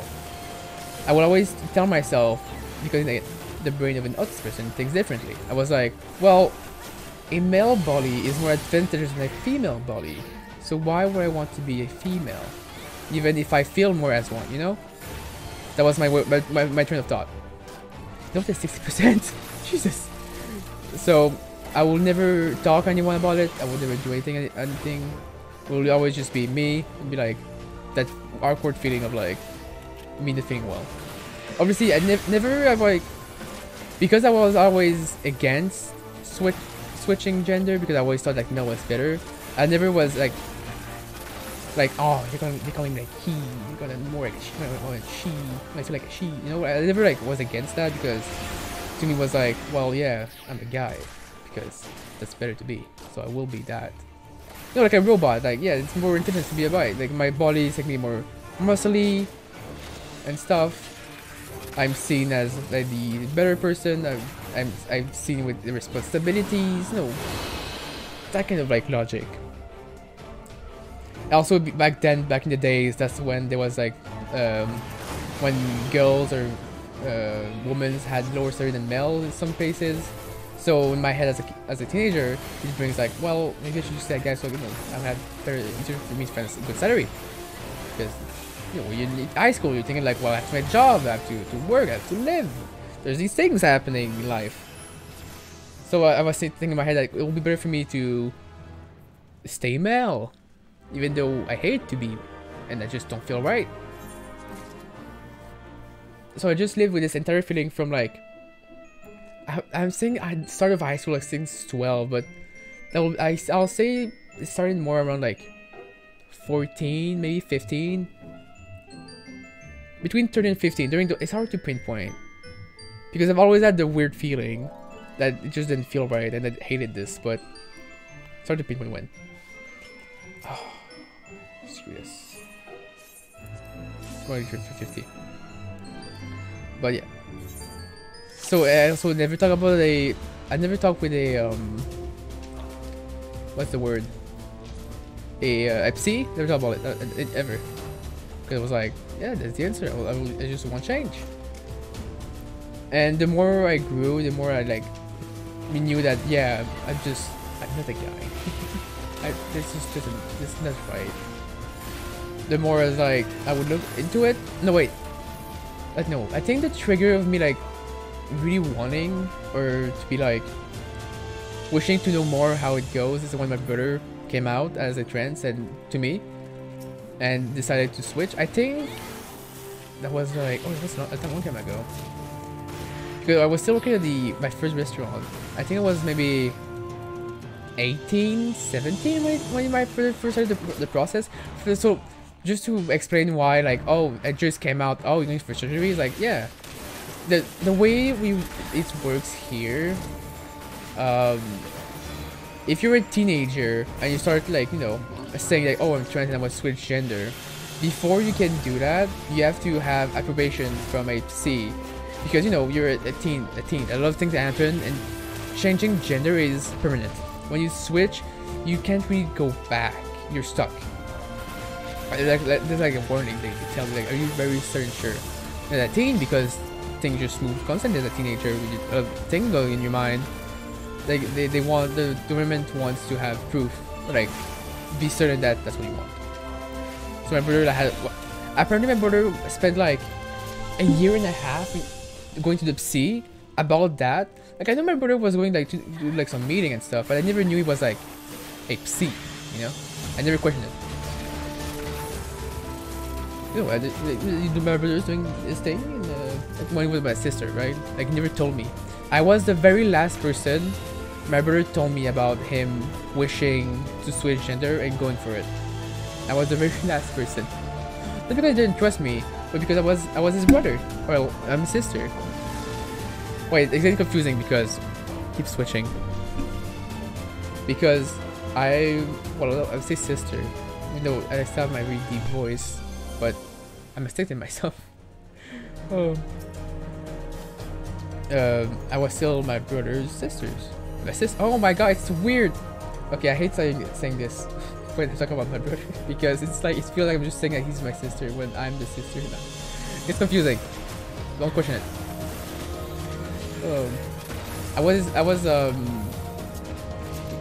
We're very close. Alright, we're just gonna say that. My voice and brain cannot think while doing all of this and trying to doing my gauge correctly. So anyway, me and my brother are very close. Since childhood, we're very close because, well, one of the reasons because we're 1 year apart. Like we're 3 months and 4 days apart. No, 2 days apart. I'm born January 2, 2000. He's born May 4, 2001. So yeah, we're pretty close. So we grew together, we played the same game together, we went to school together, we did everything together. We're not twins, but you might as well say we're twins. People say we look similar too. We both don't believe it. When people say we're like you're joking, right? Like we don't look similar. You're joking, right?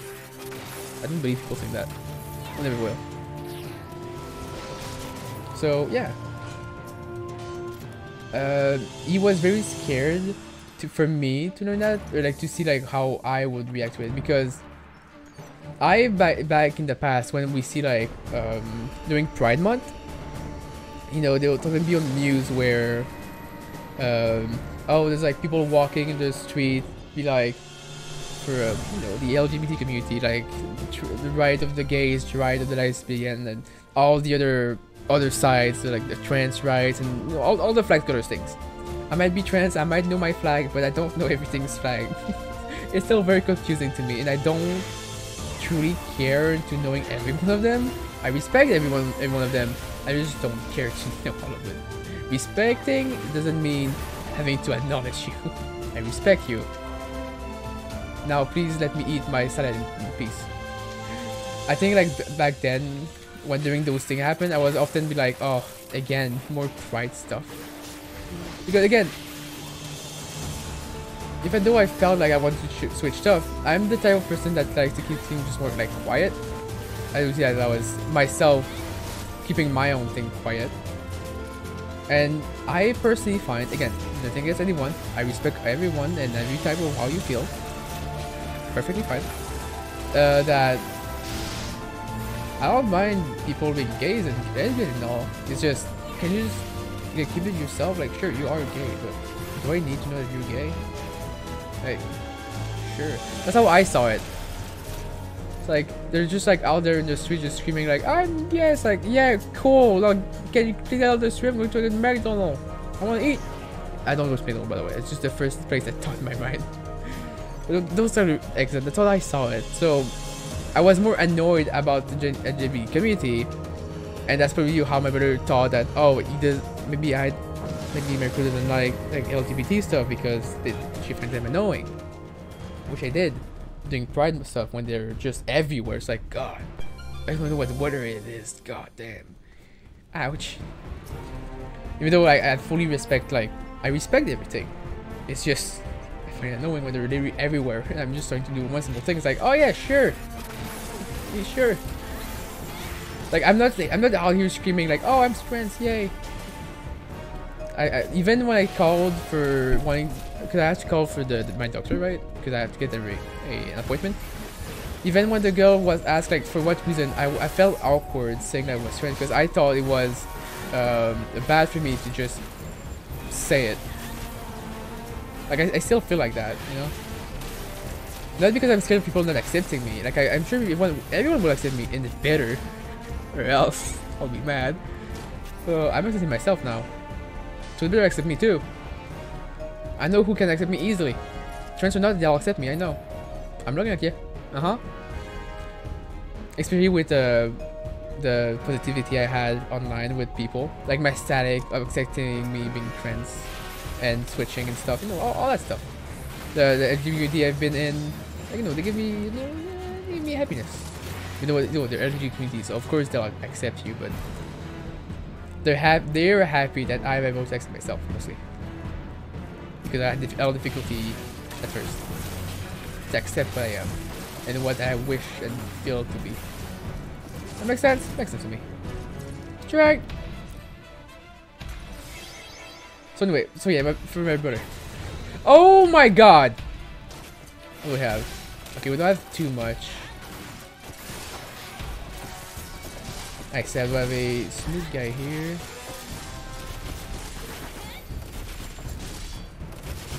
I need to this guy gets paralyzed. That's a button. Just shut up button. No, it's a drill. Nose meet the drill. Whoa. I have damage down too. I'm still doing good damage down.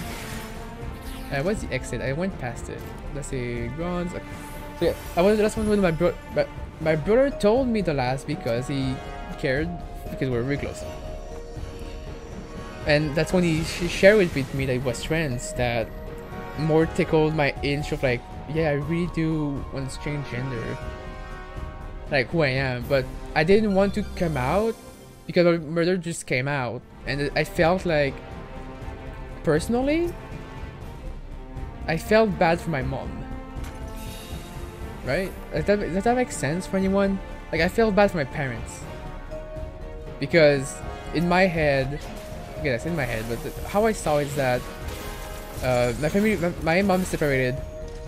There's always some, you know, we don't have much like drama in the family, but we have like the kind of some people see other as like a bit less good than other. Like my mother with her sister, the sister of my mom, like she has a house, she has a husband, she has 2 lovely kids, really well done, like they do hockey, sport, you know, like she has a really well balanced family, like they're doing great. It's a really nice family.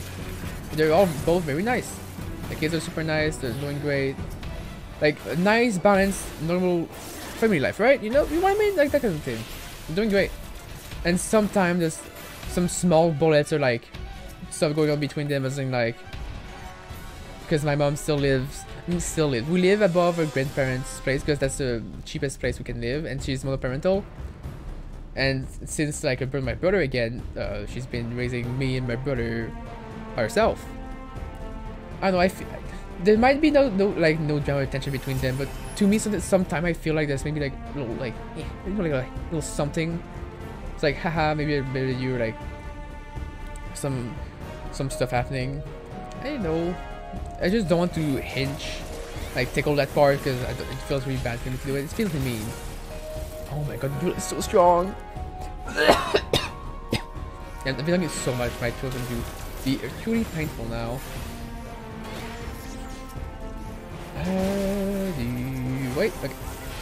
So since my brother came out, there was no way for me to think of it as okay to just come out, because I thought that would make either my mom look like a bad parent because, oh, both your kids just switch gender. Like, I don't want bad stuff to be told in their back or something. Even though the family took my brother very nicely, they all like tried their best to be able to say the new name because they were used to the original name, which was a Dryad, if you didn't know. I mean, no one needs to know, but it was named a flower, and it was a very rare name, so everyone was like kind of proud of like, oh, we have like only 1% called like that name, and most people had difficulty saying the name the first time, which was really funny. It was like a funny little thing. We enjoyed that. It was a little, haha, can you pronounce the name correctly first time? Haha. No, it was a little fun joke. But when they changed the name, it was Kyle, and you know, it's a nice thing. Kyle's a good name, but it had to get used like. Stop saying the old one, saying the new one, stuff. I'm sure it will be the same for me too. And I don't see it as bad. We obviously all said that as long as you don't blame us for saying the wrong name sometimes, please don't be mad. And you know, yeah, the thing was smooth. The family thing was okay. Everyone was accepting each other. Everything was nice and dandy, happy time. But I was still just feeling bad that I don't want my mom to either have to deal with my brother changing and me changing, or like, because it was already like all the psyche stuff, all the pheromones, all the hormones, the trip to Montreal all the time for like surgery. My brother getting like half dead on the couch, like surgery stuff, and I didn't want to be a burden for my mom. Because again, she's monoparental, she raised it all by herself. I just know the keyboard. The keyboard was behind me. I didn't see it. I don't want to be a burden, and I don't want to be a reason for people to point at my mom saying, haha, you're a failure of a parent because your kids just switch gender on the go, which is not. But I didn't want to be I didn't want one thing to go wrong, so just shut up. And then my brother got these surgeries, which again, as I've said earlier, I'm against surgery, but you know, I'm fine with my brother doing it because it was for a good thing. I'm just against as in like I didn't say all that. It just felt okay. I'll say this. I think surgery is insanely gross, and I cannot look at it or think about it without not feeling good, like without feeling like weird. No, like I don't feel good. That's the best I can explain. But yeah. So when my brother got his surgery and he was like in immense pain at home, not during it. I never asked him how he was during the surgery, which I really want to ask him. But yeah, when I saw him doing surgery, there was another reason for me to like not wanting to come out. Then, in a way, you might think like, but why? Because he did it. He like thing went well. He changed gender, like his body changed and became a guy. Like, wouldn't that want you to be like what you want to be? It did the opposite effect to me, being that it made me more scared of surgery. Which I still am. I still am very scared. And I'm actually not looking forward to surgery. Like, in a way I'm looking forward, yes, because it'll mean I'll be able to have more of the body that I dream. Not dream, but you know, that I wish to live as and be seen as. It's just doesn't look pleasant to live it, because my last, you know, we all have like, the experience of like get their tooth removed, like the back ones. I forgot how you call them in English, but the very far one that mostly everyone gets removed, those teeth. I remember that that was the worst experience in my entire life. And I pray that I will never wish or go for such pain. Unless I say pain, but you know, you don't feel it. If you never had your tooth removed, please don't feel panic. You don't feel anything. It's just, I had my eyes closed the entire time, and I cried like a baby. I cried the entire time. It felt like hours. But it's like, in my head, even though I didn't feel anything, and I couldn't know what anything was happening, Uh, the only thing you can feel is when they put the needle inside your mouth to froze you. They had to do that 3 times for me to make sure, because if I say I felt something, they will put more, right? Which makes sense because they don't want me to feel ripping my teeth off. Duh. But like, you feel the needle and you don't feel the needle coming out. You know when you get vaccine, it's like you can feel the needle going in, and when you say they're done, you still have like a small feeling like the needle being in there when it's not in there at all. It's just you feel like it's in there. Oh god.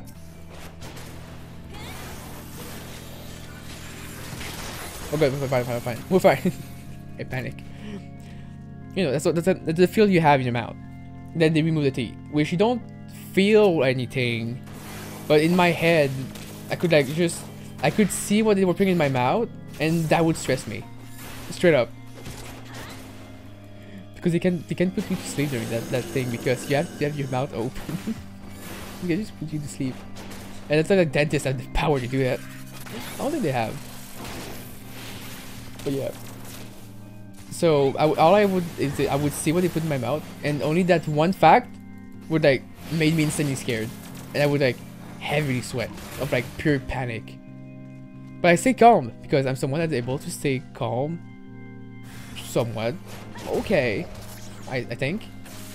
It was I think I was crying like a baby. It was like I wasn't like you know when you skip words. Like I wasn't like doing like any like heavy crying. Like my eyes were flooding of tears, but wasn't like sobbing, like crying, like doing noises, because I didn't feel anything. It was just me being very scared and being like, oh god, it's happening, and it was me being very scared. Which is why I'm very scared of surgery, because I feel like in my head it'll be the same experience. So I think surgery, like you're asleep, so you just go in and you go out. You don't feel anything because they really open your entire body. Which I think I don't know. I don't want to think about it. I'm too scared of it. But yeah, which is why I want to talk about my brother. Like, how was it? Like, what happened? Do you remember literally anything, or was it you like asleep the entire time? All I know is that you take heavy drugs. That's all I know. And even though I'm against drugs, I would gladly take the drugs to be half dead asleep. Because I don't think it will. I know there's drugs because it's for your body to not feel things, or like to be like half dead, or like asleep, I think. Because I know, because when my brother got his first surgery, I forget if it was for his breast removal, his boob removing, or his uterus removing. I know he was on heavy drugs. Because when my mom came back home, and he came back home all together, duh. Gosh dang, was like he was, whew, you know, like half standing and barely able to do not much. Oh, I have no abilities. I didn't try to do that. But no, he looked pretty half dead, like a zombie. Yeah, and my mom herself said like, yeah, he's on a lot of drugs right now. Like, no, not safe drugs, like the stuff that's, yeah, he's oh my god! I'm gonna fucking for a bit. These were, I'm for 49, I don't want to die again. I'm not. These were went past super fast. Ow! The prick!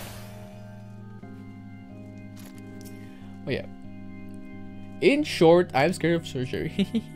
I just go and ramble a lot, don't I? I sure really do. I mean, in a way, I'm glad I talk about the trend stuff, like how I lived it. Because what was really weird when I did join an LGBT Discord server, which is where I met more people. That was like, you know, either I think there's one trans in the server I'm in. It's a very small server, right? It's a very small server. There's not that many people, but it's like a small community. I think there's one trans, and most people in there are gays. Like, sort of just full-on gays. Like, heavy only gays. Yeah. You know, like that. So I didn't felt really, like, home at all, because I was like, I felt more of an outsider. I think it was one trans person. And I didn't ask her much because she didn't went through the process of changing body. I think. I'm not saying anything. I'm not saying anything. I think it's more like they accept themselves like, yeah, I'm a girl, but they accepted to be in a male body. I think. I don't want to say anything bad or anything to them because they're a really nice person. They help me a lot.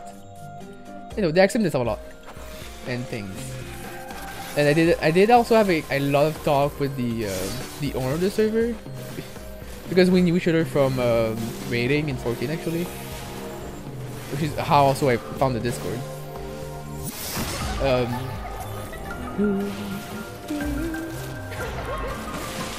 trying to think because I don't still have to think for this fight a bit. So yeah. Oh wait, not it. Oh god damn it! No! Go away me! Yeah, let's go! Easy dodge. Easy dodge. Oh god! This is why I'm really scared of the fight. I could die here if I don't if I'm not scared. But things. I'll say that after this. That'll be the end of the story after this fight. Just give me a sec. I do this fight without anything. Like I do have strength right now, but like I never put anything for this fight, which is why. But you can hit me that way. I like to make this fight hard. It's a fun one. I respect Edda. That's a good character. Oh, that's fight attacking. Bring my burst too. Tries. Drill. With red mage, this fight is super fun because you can just like go in, go out, swoosh, swoosh, swoosh. It's really fun. But the mega has to actually walk. There's no just gap close, gap out. So let's pay a bit more attention. Dark Harvest, closer. Double Dark Harvest. The AoE's jam. She's gonna do middle, of course. It's always in middle. Screw you. Like honeymoon.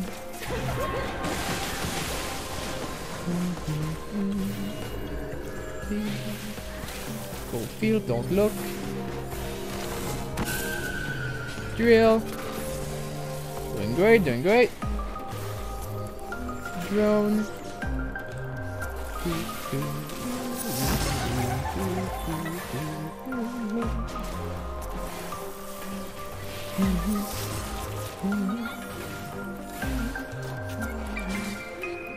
Drill! Poof! God, why do you connect this? Because I have a forging drill. Yeah, I love the drill.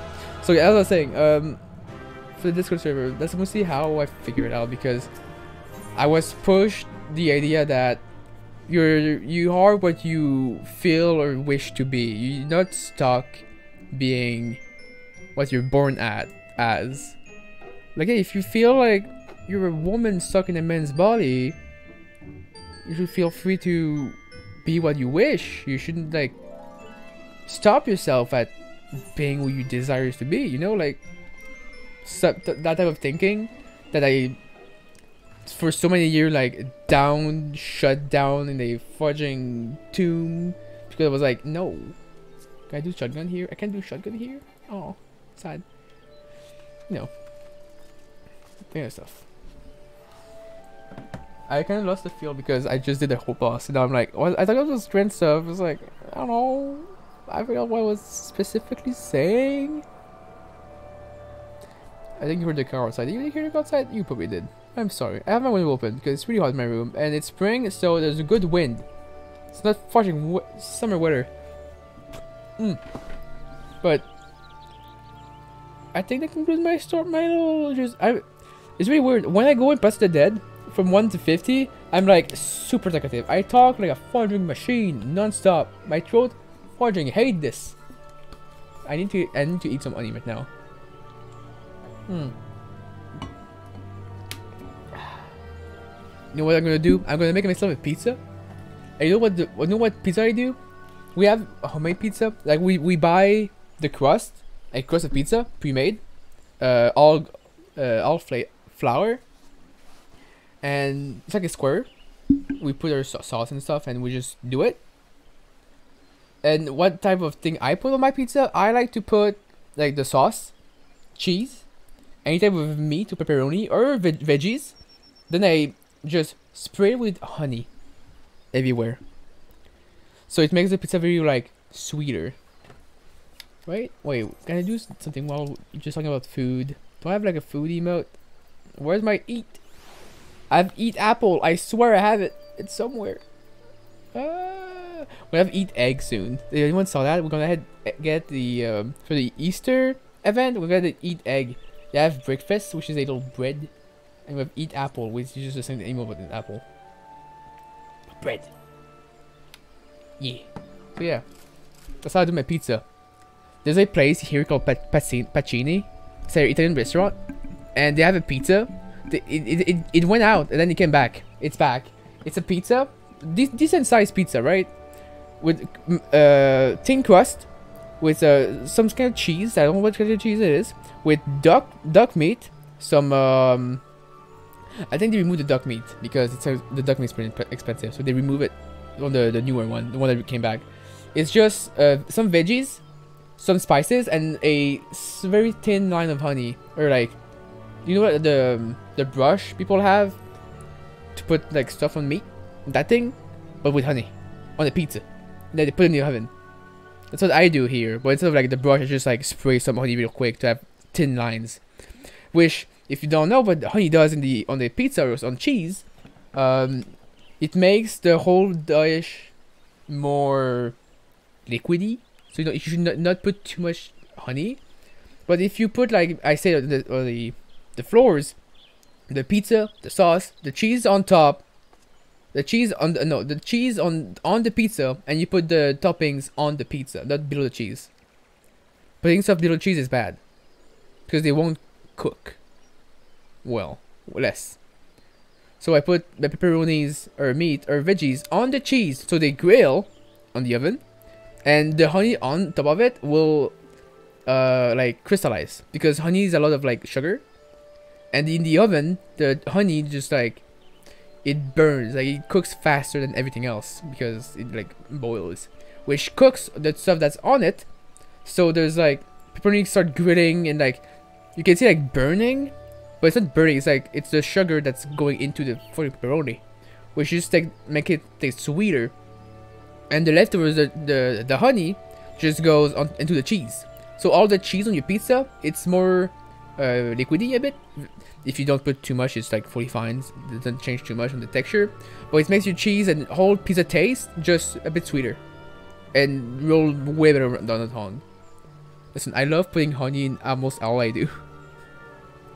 This is why I love the FF14 cookbook. There's so many honey.